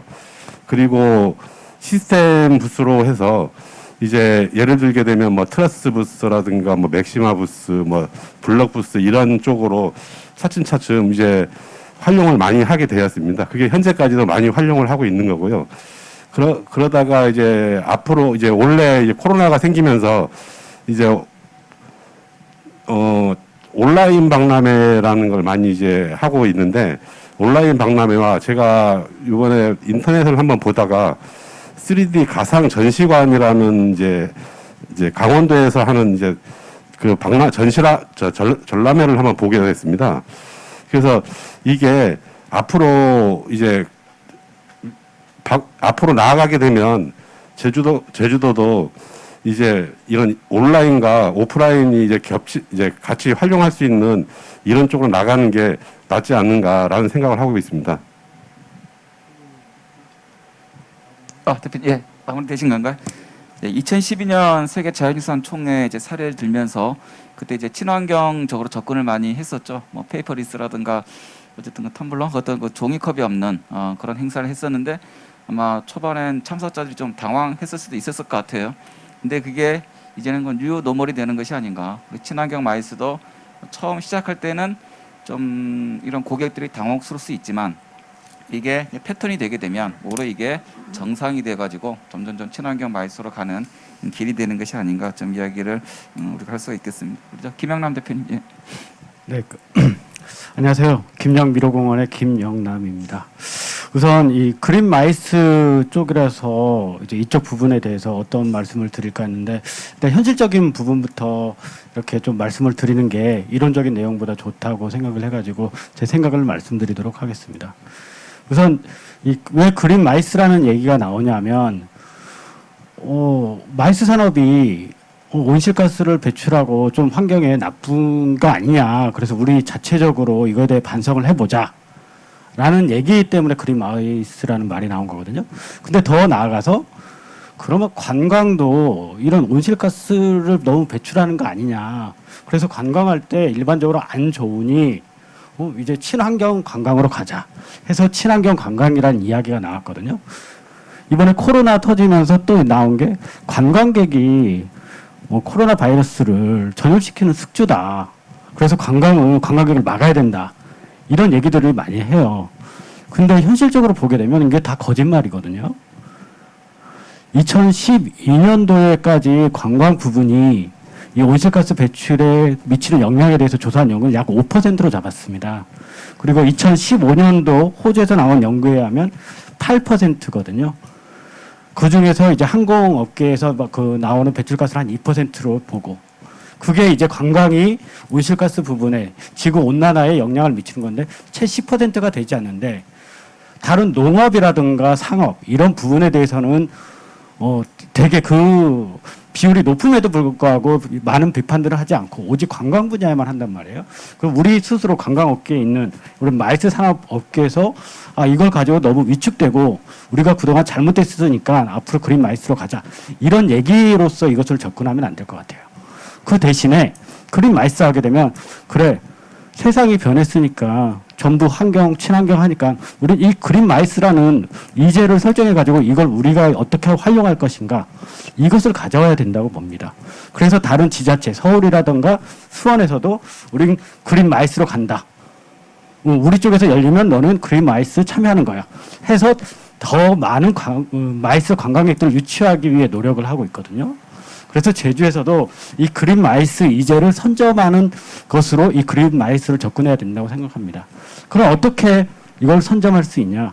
이제 그린, 친환경 이와 관련된 여러 행사들을 유치하는 거죠. 대표적인 것으로 지금 전기차 엑스포라든가 또 제주도에 있는 국제 이런 환경 관련된 뭐 아시아 국제 교육센터라든가 환경 교육센터라든가 아니면 여러 NGO 이런 것에서 제주도에서 많은 그 행사들을 유치함으로써 제주도가 그린 마이스의 최적지이다. 이런 식으로 홍보하는 전략으로 가야지 우린 그린 마이스를 해야 되기 때문에 더 많은 비용을 들면서도 기존 마이스 방식을 고수하지 않고 새롭게 가야 된다. 이런 식으로 접근하게 되면 좀 어렵지 않나 그런 생각을 하고 있습니다. 예, 김영 대표님 감사합니다. 친환경에 아무도 반대를 하는 사람은 없을 것입니다. 그런데 때에 따라서는 여타 업종에 비해서 우리 관광이나 마이스 업종이 좀 과하게 이러한 그 이산화탄소 배출의 주범으로 많이 좀 인식되고 있는 것이 아닌가 이런 좀 말씀을 해주셨는데 다른 여타 제조업이나 농업이나 어쨌든 이런 부분에 비해서 이걸 좀 한번 비교해 볼 필요가 있지 않을까. 제주 지역도 마찬가지인 것 같습니다. 제주 지역에도 다양한 산업이 존재하는데 이 산업별 이산화탄소 배출을 좀 이렇게 해서 좀 어떻게 보게 되면은 이 책임에서 좀 균등하게 이거를 책임을 좀 나누는 그러한 좀 액션도 필요하지 않을까 좀 생각을 해보고 있습니다. 우리 다음으로는 우리 문경록 대표님 부탁드리겠습니다. 네, 안녕하십니까. TN제주의 문경록 대표입니다. 일단 오늘 주제 관련한 그린마이스 도시 조성 관련해서 이제 제 의견을 말씀드리기 전에 저희 회사는 이제 뭐 기업 연수라든지 인센티브라든지 세미나, 포럼 등을 운영하고 있는 회사고요. 뭐 코로나 발발 이후에 행사와 수요가 많이 좀 줄면서 저희도 이제 뭘 해야 되나 고민하다가 어차피 포스트 코로나 시대가 또 올 것이고 포스트 코로나 시대가 오면 그 때를 준비하기 위해서 저희는 또 자체적인 역량 강화와 임직원 어떤 교육 이런 것들이 필요하지 않나 싶어서 현재는 뭐 업무보다는 교육에 집중하고 있는 그런 실정입니다. 일단 지금 현재 그 말씀해주신 그린마이스 도시조성 관련해서는 어쨌든 뭐 환경보호라든지 안전한 여행 문화의 확산이라든지 이런 여러 가지의 어떤 제반적인 사항이 따라야 된다고 생각을 하는데 저는 이제 그것보다는 이제 그린마이스의 도시 조성에 가장 먼저 돼야 된다고 생각하는 거는 저는 인적인 준비라고 봅니다. 그러니까 어떤 마이스 산업에 관련돼 있는 종사자 혹은 관계자분들이 먼저 이런 마이스 산업을 도시를 조성하는 데 있어서 어떤 마음가짐 혹은 이제 종사자들의 어떤 마음의 준비 그러니까 저희는 환경이라든지 이런 거에 대해서 외치기만 하고 제주도의 마이스 참가자들이 오시는 분들한테는 해라라고 하는 것보다는 저희 먼저 스스로 저희 종사자나 관계자분들이 먼저 스스로 어떤 친환경 혹은 쓰레기를 줄이고 혹은 여러 가지 일회용품을 사용하지 않는 그런 것들을 저희가 먼저 준비를 하고 오시는 분들한테 그런 거를 동참할 수 있게끔 그런 부분에 대한 어떤 인적인 어떤 교육이라든지 자세가 좀 먼저 필요하지 않나 생각이 듭니다. 그러니까 그러기 위해선 임직원분들이나 관계자분들의 어떤 교육이라든지 혹은 약간 어떤 수용 태세에 대한 부분도 물론 중요하겠지만 그런 부분보다는 어떤 마인드에 대한 고치가 먼저 좀 필요하지 않나 그렇게 생각을 하고 있습니다. 예, 문 대표님 감사합니다. 어쨌든 그 지역 주민이라든가 우리 업계라든가 이런 그 그린마이스 시티에 대한 좀 인식 제고 이런 그 캠페인이 좀 필요하지 않을까 말씀을 해 주셨습니다. 최근에 이제 아까 그린마이스 시티를 말씀해 주셨는데 우리 스마트 시티도 좀 이야기가 많이 나오고 있는 것 같아요. 같은 거 ICT와 좀 접목이 된 그래서 저비용 가성비 좋은 이 시티 조성을 많이 좀 추진하고 있고 우리 마이스 우리 산업에 있어서도 이러한 스마트 시티를 접목시키게 되면 좀 저비용으로 효율성 좋은 그런 시티 조성이 가능하지 않을까 좀 생각을 좀 해보고 있습니다. 우리 환경적 수용력 아까 좀 다시 말씀해 주셨는데 우리 환경적 수용하게 되면 가장 우리 들어오는 키워드가 상하수도, 쓰레기, 교통 혼잡 이러한 내용들이 많이 좀 부각이 되고 있습니다. 아까 전에 세션에 제가 모두 발언에서 제주도는 그나마 좀 다행인 게 개별 관광객이 늘어나게 되면서 많이 분산이 돼가지고 이 환경적 수용력에 있어서 좀 여유가 좀 생기고 있다 말씀은 제가 드렸습니다만은 코로나가 좀 종식되는 분위기로 가게 되면 관광객 급증, 마이스 행사 급증하게 되면 이러한 문제 제기가 다시 부각되리라 보고 있고 그렇다 보게 되면 이러한 그 환경적 수용력은 사실 고정 불변은 아니잖아요. 우리가 조금 노력하게 되면 이 수용력을 우리가 상하수도로 좀 더 친환경 또 쓰레기 처리를 친환경으로 우리가 좀 이렇게 건설하게 되면 그리고 이 환경적 수용력을 올릴 수 있고 많은 행사가 오더라도 우리가 좀 감당 가능한 부분이 아닌가 이렇게 좀 생각을 해봅니다. 우리 다음에 어느 분이 좀 말씀을 국장님 다시 한번 좀 돌아가서 예.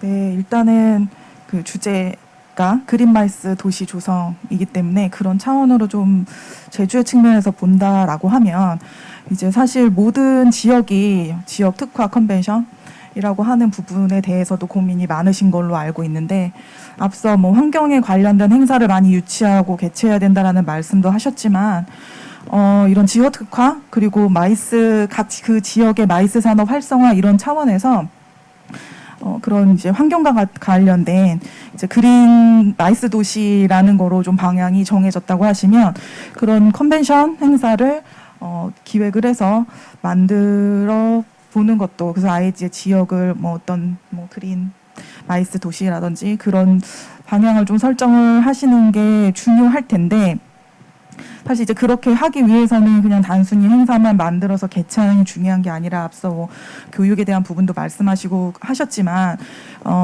이런 것들이 잘 이루어지기 위해서 중요한 거는 어쨌든 그 마이스 컨벤션이라는 것이 뭐 이렇게 한 군데만 잘해서 한 뭐 기업만 잘하거나 주최 기관만 잘해서 되는 게 아니고 뭐 전 산업에 이제 주는 파급 효과도 굉장히 크다는 거를 다 알고 계실 거고 행사 하나를 하더라도 굉장히 다양한 뭐 기관들이나 조직이 함께 협력을 해서 움직여야 되는 부분들이기 때문에 모든 이제 각 지역에서 얼라이언스 활동이라든지 그런 뭐 아까 협력체에 대한 말씀도 하셨지만 그런 부분들을 다 운영을 하고 있는 거로 알고 있고 그리고 그런 것들이 뭐 업계의 의견이나 상황을 반영해서 정책적으로도 지원을 많이 해주시는 거로 알고는 있지만 그런 모든 것들이 좀 유기적으로 연결이 돼서 잘 협력을 할 때 제대로 상생도 하고 어떤 그게 뭐 도시 마케팅의 차원에서도 뭐 그린마이스 도시로 가기 위한 좋은 방향이 아닐까라는 생각이 들거든요. 그래서 그런 측면에서 한 가지 꼭 중요하다고 말씀드리고 싶은 거는 산업에 대한 접근이에요. 그래서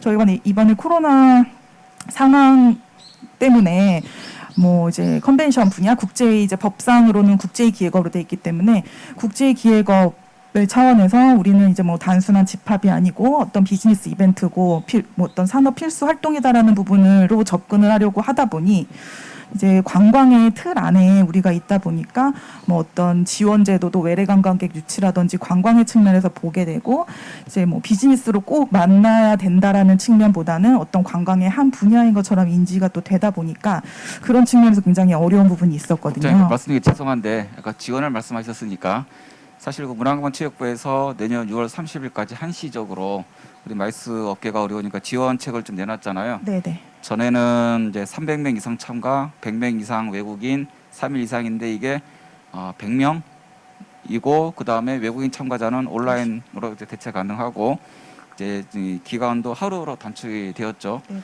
그리고 지금 우리가 말씀을 나누고 있는 이 장소도 사실 유니크 베뉴입니다, 그죠? 그 유니크 베뉴에서 개최되게 되면 뭐 지원해주겠다, 또 방역에 지원해주겠다라는 이러한 그 중앙정부 차원에서의 지원책이 있었는데 어떻게 실효성이 좀 있을까요?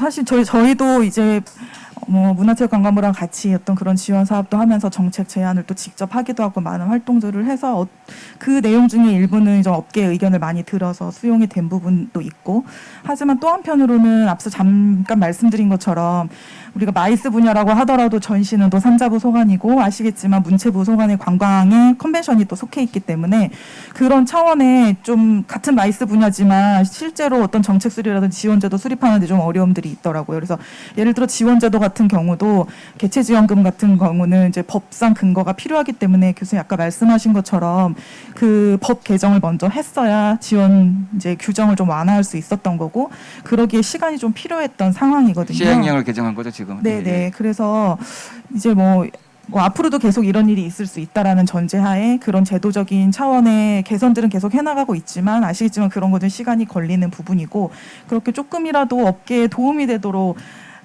제안을 하고 이제 반영이 되도록 하는 게 저희의 역할일 것 같습니다. 그래서 전부 다 많이 도움이 됐다라는 건 아니지만 어쨌든 정부에서도 어떤 산업의 상황이라든지 그런 측면에서도 많이 관심을 갖고 얘기를 듣고 있습니다. 그 국장님 말씀하셨는데 우리가 참 이 마이스 산업에서 아쉬운 게 이게 이 문체부에서의 컨벤션 지원 그리고 전시는 또 이 산자부에서 하다 보게 되니까 이완화되는 부분에 있어서 우리가 좀 아쉬운 부분이 있는 것 같고 국장 우리 모시기 힘드니까 서울에서 오셔가지고 한 가지만 또 제가 좀 궁금한 사안이 뭐냐면 우리 K 컨벤션 요새 많이 이야기가 나오고 있잖아요. 우리 K 방역이 전 세계적으로 히트를 쳤고 이 K 컨벤션도 우리 저 대외적인 정책으로 많이 좀 표방을 하고 있는데 이 K 컨벤션에 대해서 좀 말씀해 주실 수 있을까요? 그 앞서 잠시 말씀드린 이제 지역 특화 컨벤션이 지원 사업으로는 K 컨벤션의 명칭으로 변경이 됐고 이제 성격은 유지를 하는 부분인 건데 어쨌든 지금 뭐 이제 정부 문체부에서 그리고 관광공사에서는 이제 그 K 방역 말씀하신 것처럼 그린 컨벤션에서 중요한 부분이 또 안전에 대한 부분도 있기 때문에 그런 것들을 많이 홍보해서 한국을 이제 그런 안전한 개체지로서 홍보하려는 활동도 많이 하기도 하고 또 그런 것들을 활용해서 각 지역에서도 K 컨벤션에 대해서 이제 뭐 그런 부분들의 중요성들이라든지 내용을 반영해서 많이 기획을 하시는 거로 알고 있습니다. 그래서 어쨌든 이제 제주라는 특성상 청정하다라는 부분, 안전하다라는 부분에 대한 인식은 모두 다 공통적으로 가지고 있는 거기 때문에 이번 기회에 그런 부분들을 좀 살려서 이 도시가 그런 이제 개체지로서 안전하고 이제 청정한 곳이다라는 것을 이걸 마이스의 어떤 뭐 행사의 주제로 활용할 수도 있고 어떤 캠페인이 될 수도 있고 다양하게 활용한다고 하면 마이스 전체적으로 봤을 때 좀 틀도 범위가 확장될 수 있지 않을까 생각합니다. 예, 사실 제가 K 시리즈가 유행이죠. 뭐 K-팝, K-드라마, 뭐 K 방역, 이제 막 K 컨벤션 말씀드렸는데 K 마이스, 우리 제주도도 여기저기 들어갈 수 있는 여지가 있을까요? 우리 K 제주 마이스, 우리도 브랜드에 좀 고민을 많이 해야 되지 않을까 생각합니다. 우리 고민현 대표님, 굉장히 힘드시죠? 네, 힘듭니다. 힘든 상을 좀 말씀 좀 해주세요. 구체 어떻게 힘드신지. 이렇게 코로나가 이렇게 오래 갈 줄은 사실 몰랐습니다. 사실 예전에 뭐 메르스라든가 사스라든가 있을 때도 사실 피부로 와닿지 않게 지나갔거든요. 그러다가 코로나도 그러겠지라고 생각을 했었는데 이제 한 달, 두 달이 지나면서부터 이게 점점 피부로 와닿더라고요. 그리고 뭐 저희들 회사는 사실 국내 학회를 위주로 많이 하고 있습니다. 국내 학회도 제주도 와가지고 학술 대회를 하게 되면 거기에 대한 일반적인 모든 이제 행사에 대한 모든 지원을 다 해드리고 있는데 거기에 뭐 전시 쪽을 좀 위주로 많이 하고 또 있고요. 그렇게 하고 있는데 이게 서울에서 전반기 때는 서울에서도 연락이 많이 왔었어요. 왔는데 저희들이 대문화보죠. 이렇게 코로나가 계속 되고 있는데 할 수 있냐. 준비는 해야 됩니다라고 해서 직원들 쉬지 못하면서 이런 준비는 계속 해요. 하다가 또 한 보름 정도 남기고 일주일 정도 남기고 그래서 취소가 되는 경우가 상당히 전반기에는 많이 있었습니다. 이제 그러다 보니까 이제 도저히 안 되겠더라고요. 그래서 이제 고용유지 지원금을 이제 해서 지금 유지를 하고 있는데요. 그것도 올해 이제 11월 달이면 다 끝납니다. 끝나면 사실상 이 마이스업이라든가 저희들은 이제 시스템 업체인데 사실 겨울이 비수기예요. 이제 12월 달부터 비수기로 들어가는데 12월, 1월, 2월, 3월 요 넉 달간을 어떻게 지금 버티느냐. 그리고 이 넉 달간만 버티면 되느냐. 아니면 내년 1년을 더 버텨야 되느냐. 전에 홍상학 교수님이 한번 발표하는 걸 한번 봤는데 코로나 종식이 빠르면 내년 말 뭐 아니면 뭐 2023년도까지 간다고 뭐 발표를 하신 거예요. 제가 잠깐 봤거든요. 제 말씀은 아니고 국제기구가 그렇게 이야기하고 있습니다. 네, 그렇게 봤는데 이제 그렇게 되면 저희들 업체 같은 경우에는 최소 못해도 2, 3년은 더 버텨야 된다는 얘기인데 원래 빼고도 사실 이게 정부 차원이나 도 차원에서 어떻게 지원을 하지 않으면 저희들의 일하고 있는 직원들은 사실상 전문 업종입니다. 이게 뭐 금방 뭐 신입사원이 됐다고 현장에서 바로 일을 할 수 있는 직원들이 아니거든요. 이게 몇 년의 이제 숙달한 경험을 쌓아가지고 이제 갈 수 있는 전문직들인데 이제 딴 직장으로 이제 이직을 많이 해버려요. 지금 저희 사무실도 지금 한 4-5사람 이직을 했거든요. 이제 했고 이제 겨울에 못 버티면 이제 또 고민해보는 직원들도 또 있고요. 이렇게 전부 빠져나갔을 때 또 이 코로나가 끝나면 또 어떻게 또 행사를 또 치러나갈 것인가 이런 것도 참 의문입니다 지금. 근데 고명준 대표님 우리가 정말 힘들지만 그래도 저는 좀 불행 중 다행이라고 하고 싶어요. 저희도는. 왜냐하면 홍콩이나 싱가포르 같은 경우, 특히 홍콩은 1년에 한 5,700만 명의 관광객이 오는데 90% 이상이 지금 다 사라져 버렸습니다. 왜냐하면 대부분이 이제 중국 본토나 이 마카오에서 오는데 그쪽에서 홍콩 방문하게 되면 2주간 자가 격리를 해야 돼요. 홍콩은 관광 산업이나 마을 산업이 거의 붕괴 직전에 있게 되는 거죠. 근데 제주도는 우리 내국인이 제주 방문했을 때 자가 격리하지 않기 때문에 내수 시장의 이런 거에 의해서 그나마 좀 버틸 수 있는 여지가 있는 것이 아닌가 생각하게 되고, 최근에 제주대학교에서 모 학회가 열린 적이 있었습니다. 그래 참석을 많이 하진 않았지만, 그리고 다음 달에는 우리 한국 마이스 관광학회, 이벤트 컨벤션 학회가 또 제주에서 개최가 되는 걸로 알고 있는데, 우리 전국의 학회가 엄청나게 많잖아요. 정말 학술진흥재단에 등재된. 외국은 일단 힘들다고 치더라도 우리 국내에 있는 수많은 학회, 또 수많은 우리 이 기업체들의 이런 스몰 미팅 수요는 굉장히 많은 걸로 보고 있고, 우리가 현명하게 이런 스몰 미팅을 잘 가져갈 수 있으면 아까 2년, 4년 우리가 지혜롭게 대처하게 되면 좀 버틸 수 있지 않을까. 정부 지원도 중요하지만 우리 업계 스스로도 자구책을 많이 마련해서 가져가면 우리가 좀 버틸 수 있지 않을까 생각합니다. 최근에 이제 많이 화제가 됐던 제주의 걷기 축제, 850명, 900명이 참가를 했어요. 굉장히 많이 참가를 했는데 이게 쪼갠 거죠. 23개 코스에 23개 팀으로 쪼갰더니 한 개 코스당 한 15명 내외. 그럼 충분히 사회적 거리두기가 가능한 사안이고, 우리 학회도 좀 기존의 고정관념을 버려서 한 장소에서 모든 걸 다 하지 말고 우리 멀티 베뉴 개념으로 가면 어떨까. 만약 국내 학회가 한 100명, 200명 참석을 한다면 이 아까 말씀드렸습니다만 개폐회식은 온라인으로 가고 이 분과회의는 이 장소 베뉴를 한 대여섯 개로 쪼개서 한 분과회의당 한 30명에서 50명 내외로 분산시킬 수 있다면 우리가 좀 방역에 좀 안전을 가져가면서 진행할 수도 있지 않을까. 뭐 제 개인적인 생각입니다만은 하여튼 그런 식으로 우리 기업체 미팅도 마찬가지고 이런 현명하게 발휘해야 우리가 한 앞으로 2년, 3년, 4년을 업계가 붕괴되지 않고 좀 살아나가면서 나중에 좋은 시절을 좀 기다릴 수 있지 않을까라는 의견도 있는 것 같습니다. 우리 김영남 대표님. 예. 그 교수님께서 말씀하신 대로 이제 묘수가 필요할 것 같습니다. 살아남기 위해서는 기존 방식으로는 도저히 이제 힘들 테니까요. 제가 이제 여러 그 세미나라든가 이런 회의 가본 중에서 정말 인상 깊었던 게 그 유럽 기후변화 협약 회의를 그 프랑스의 덩케르크에서 열렸는데요. 거기는 되게 작은 도시입니다. 뭐 영화에서도 많이 유명해지셨지만 인구가 한 7만 정도밖에 안 되고 안에 제가 그 당시에 찾아온 바로에서 호텔이 10개밖에 없었어요.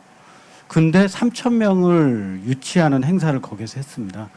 거기는 컨벤션 센터도 없었어요. 그럼 그걸 어떻게 했냐? 또 이게 작은 회의가 아니라 유엔 산하 그래서 기후변화 협약 회의였는데 유럽 부분만 했는데 거기 행사장은 지금 여기와 같은 이런 천막으로 해가지고 이걸 여러 개를 이제 붙여놨어요. 그 행사장에 컨벤션 센터가 없어서 이런 행사장에서 하는 거예요. 물론 거기에서 이제 소회의들은 부분 칸으로 나눠가지고 하고요. 저는 가장 우려했던 게 이 호텔과 그 숙박시설과 식당은 어떻게 할 것인가. 마이크 조금 더 붙여주세요. 예, 그게 되게 궁금했는데 호텔을 어떻게 했냐면 여러분들 영화 보신 분들은 알겠지만 덩케르크가 바로 해변가 옆에 있지 않습니까? 거기에 크루즈선을 하나 임대해서 갖다 놨어요. 그래서 저도 크루즈선에서 잤어요. 그러니까 그 호텔을 이 행사를 위해서 호텔을 지은 게 아니라 그 배에 객실이 500개 이상 되니까 거기다가 이제 자게 하는 거예요. 아, 이거 정말 괜찮은 방법이다. 한 3일 정도만 이거 빌려가지고 여기서 잠들다. 그럼 이제 식당은 어떻게 할 것이냐. 우리 3,000명이니까 이 단체 만찬도 있고 이제 웰컴 그 시장에 주는 웰컴도 있는데 어떻게 했냐면 행사 때 시장이 그 인사를 하고요. 뭘 주냐면 각 그 등록할 때마다 쿠폰을 줬어요. 그 쿠폰이 이 덩케르크 안에 어떤 식당에 가서 마음대로 먹을 수 있는 50유로 달러의 쿠폰을 하나씩 준 거예요. 그럼 행사장에 참여한 사람들은 거기 인사만 듣고 그때 점심, 저녁 그리고 아침을 그 주요에 있는 식당에 가서 그냥 자기가 먹고 싶은 걸 먹는 거예요.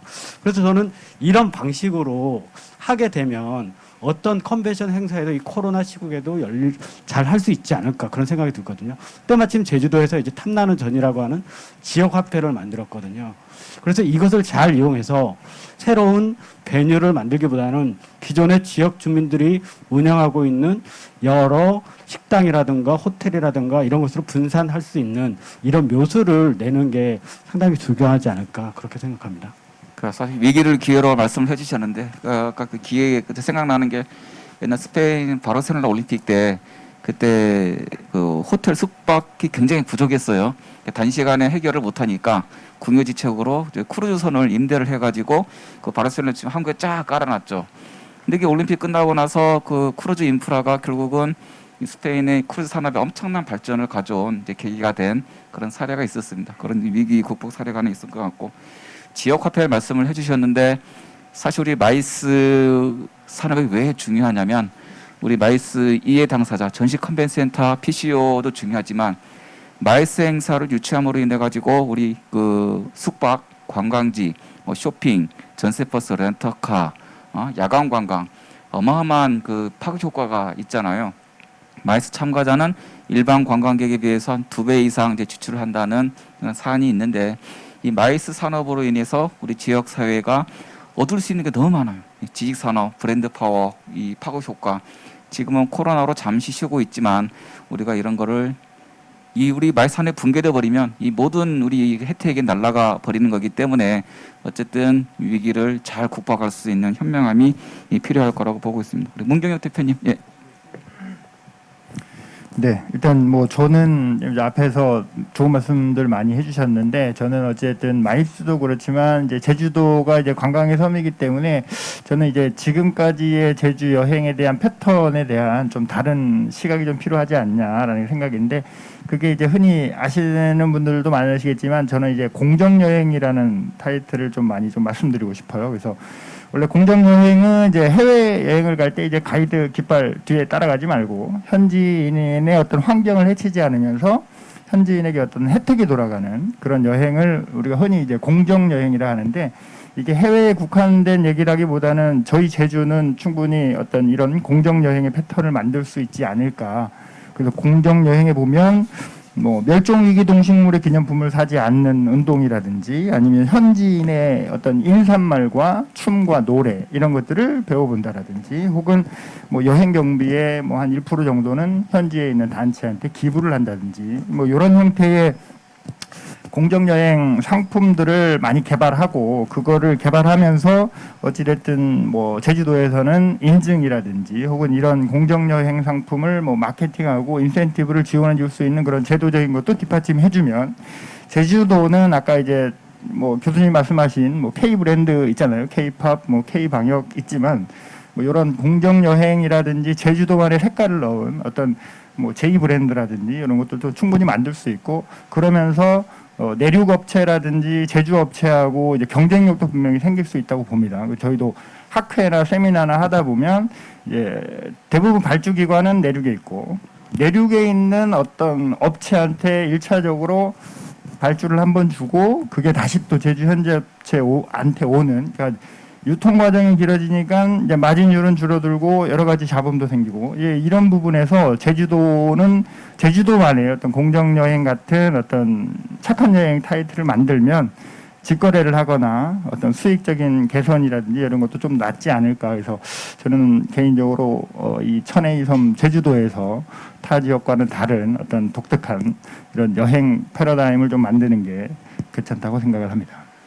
예, 공정이 굉장히 중요한 말씀 해주셨는데 우리 공정 여행을 우리 공정 마이스로 한번 가봅시다. 우리 마이스도 마찬가지 상황인 것 같아요. 지금 코로나 불확실성이 굉장히 큰 시대에서 중요한 화두로 떠오르는 게 노쇼가 되는 거죠. 아까 우리 진세민 국장님께서도 말씀하셨는데 노쇼가 발생했을 때 이거 누가 책임지게 될 것이냐. 근데 제주도 차원에서 이 노쇼 관리를 잘 하지 않으면 나중에 이제 재방문, 고객 만족에 있어서 굉장히 어려운 상황이 발생할 것으로 보고 있는데 지금 이 행사를 우리 제주 컨벤션 뷰로가 좀 진행하고 있습니다만은 이러한 고객 컴플레인 처리를 좀 할 수 있는 플랫폼 구축이 정말 필요하다. 왜냐하면 이 마이스 고객이 불만이 생겼을 때 어디다 이야기할 것이냐, 도에다 가서 할 것이냐, 컨벤션 뷰로에 이야기할 것이냐, ICC 하게 될 것이냐, 이거 잘 와닿지 않을 것 같아요. 그런데 이러한 공정 마이스에 대한 플랫폼이 구축이 되어 있다면 고객은 쉽게 우리 컴플레인 이의 제기하고 그게 처리가 잘 되면, 우리 불평 처리 잘 되면 우리 아주 그 단골 고객이 될 수가 있잖아요. 이러한 공정 마이스, 이것도 오늘 좀 세션에서 중요한 좀 화두가 되지 않을까 좀 이러고 좀 생각됩니다. 어떻게 생각하세요, 국장님? 공정이란 단어는 네, 굉장히 지금 현재 중요한 단어기 때문에 공정, 여행, 관광 마이스 마찬가지로 중요할 거라고 생각합니다. 우리 회복 탄력성도 한번 좀 이야기해보고 싶어요. 그 사실 이런 재난 상황이 적어도 2년에 한 번씩 오는 것 같아요. 우리 뭐 사스 메르스도 있었지만은 우리 마이스 산업이 아까 고부가가치의 말씀을 많이 했는데 그런 장점이 있는 반면에 이런 재난 상황에 굉장히 취약한, 왜냐하면 안전에 조금이라도 문제가 생기게 되면 행사가 취소가 돼버리잖아요. 우리 옛날 2011년에 일본의 쓰나미 상황 때 일본의 마이스 산업이 거의 붕괴 직전까지 갔었죠. 이런 전염병 사태도 마찬가지고, 그렇다면 우리 제주 마이스 산업도 이런 재난 상황에 대비한 우리 컨트롤 타워 구축, 이런 부분이 굉장히 이제 필요하지 않을까 보고 있게 되는 거죠. 혹시 이 부분에 대해서 혹시 말씀하실 편을 계신가요? 네. 대표님. 예. 그 얘기, 그러니까 좀 전에 일색선에서 얘기한 양영식 팀장님 얘기한 마이스 협의체라는 단어가 떠오르네요. 보면 마이스 협의체를 구성을 해서 여기에 도나 마이스 기관 뭐 뷰로라든가 뭐 학계라든가 각 업체라든가 이런 대표성을 띈 단체가 해서 이런 협의체를 만들어 가지고 여기에 대해서 뭐 중앙재난본부식으로 제주도에도 이런 걸 하나 만들어서 이런 위기 상황이 닥쳤을 때 한번 같이들 머리를 맞대고 이제 나갈 수 있는 그런 단체가 좀, 협의체가 좀 있었으면 좋겠습니다. 사실 우리 제주 컨벤션 뷰로에 마이스 얼라이언스가 참 있잖아요.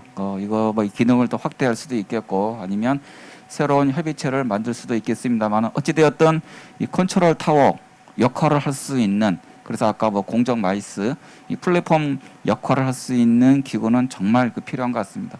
우리 김영란 대표님 어떻게 생각하세요? 일단 우리나라 PCU 여러분들이나 마이스 관계자들이 전 세계에서 가장 뛰어나다고 봅니다. 다른 곳에서 하면 너무 불편한 게 많거든요. 음식도 맛이 없고. 근데 우리나라에서 하는 행사들은 정말 다 잘해요. 너무 다 좋고요. 근데 이 잘하는 것을 가지고 너무 어떻게 하면 더 잘할까 보다는 이제는 이것을 활용을 해가지고 어떻게 하면 전 세계의 다른 지역과 경쟁하는데 우리가 더 나갈 수 더 잘할 수 있을까? 물론 자연 환경 비교하면 우리가 나을 수도 있고 부족할 수도 있는데 저는 우리나라의 여러 PCO들의 가진 역량이 다른 어느 지역보다 비교 위에 있다고 생각하거든요. 그래서 이런 부분을 잘 활용했으면 하는 생각이 있습니다. 예. 사실 이 마이스 산업은 브랜드 혹은 이미지가 굉장히 중요하잖아요. 사실 이 코로나 시대에 우리나라가 이 K 방역이 히트를 치게 되면서 많은 세계 국가들이 우리 한국을 다시 이제 보게 된 계기가 된 것 같아요. 그래서 나중에 행사가 있으면 한국에서 꼭 이런 마이스 행사를 해보고 싶다, 이런 이제 이야기들을 많이 들었습니다. 이런 거는 우리가 기회적인 측면이 되지 않을까 좀 생각을 하게 되는 거죠. 혹시 한 1분 정도 남았는데 대표님. 예. 일단 마지막으로 제가 좀 뭐 이런 마이스 관련된 산업에 대한 발전을 위해서 개인적으로 드리고 싶은 얘기는, 현재 제주도에 아까 이제 뭐 컨트롤 타워 역할이 필요하다라는 말씀도 해주셨는데, 제주도 현재 이제 관광 관련된 혹은 여행 여러 가지 관련돼서 이제 관광협회라는 조직이 있고 제주 관광공사라는 조직이 있고 또 지금 이제 간담회를 하고 있는 이제 뷰로라는 조직도 있고 이렇게 있는데, 어쨌든 뭐 이 제주라는 관광 시장으로 보면 상당히 큰 시장이지만 지역적으로 보면 뭔가 구심점이 없이 약간 좀 산발적으로 이렇게 좀 흩어져 있는 그런 느낌.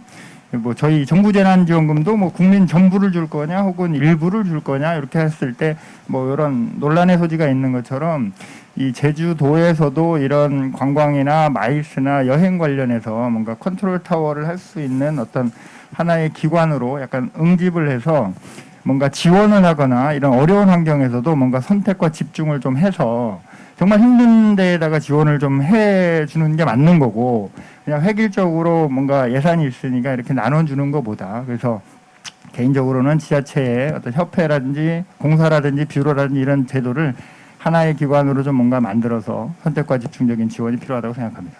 예, 대표님 감사합니다.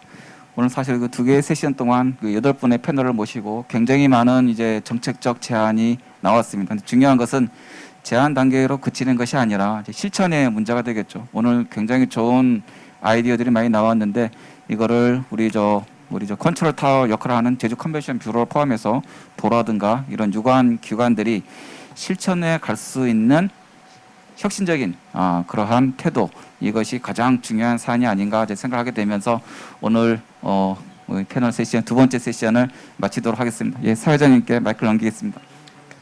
네, 오늘 좌담회 잘 들으셨는지요? 특별히 마이스 업계 화두인 대면 마케팅, 지속 가능성, 그린 마이스 등 많은 분들이 관심을 갖고 있는 분야에 이런 열띤 토론과 지식 교류의 장이 마련되어 매우 소중한 시간이 아니었나 싶습니다. 오늘 좌장으로 함께해 주신 홍성환 교수님, 그리고 어렵게 이 자리에 함께해 주신 패널 분들께 진심으로 감사의 말씀드리고요. 앞으로 남아있는 제주 컨벤션 뷰로 시리즈 좌담에 많은 관심과 참여 부탁드리겠습니다. 이상으로 2차 마이스 활성화 좌담회를 마치도록 하겠습니다. 오늘 함께해 주신 여러분 감사합니다. 아름다운 모습으로 계속 숲을 지키면서 살아가는 가족이 있다더라. 그리고 좋은 사람들이 찾는 숲이 되었으면 하는 바람이 있어요. 저는 제주도에서 환상숲이라는 곶자알공원에서 숲 읽어주는 여자 역할을 하고 있는 이지영이라고 합니다.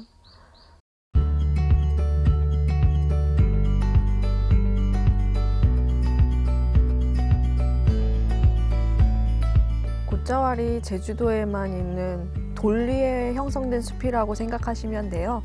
용암 위에서 자라다 보니까 이제 돌 틈에서 지하 공기가 새어나와서 식생도 다양하고 기후도 독특하고 이러한 생태계를 갖추고 있는 곳이에요. 아버지께서 11년 전에 뇌경색으로 쓰러지셨어요. 원래는 은행 업무를 28년 동안 근무하셨던 분인데 하루아침에 왼쪽 뇌가 막히니까 오른쪽이 마비가 되셨던 거예요. 그러니까 온전치 못한 몸을 사람들에게 보이기 싫었던 거죠.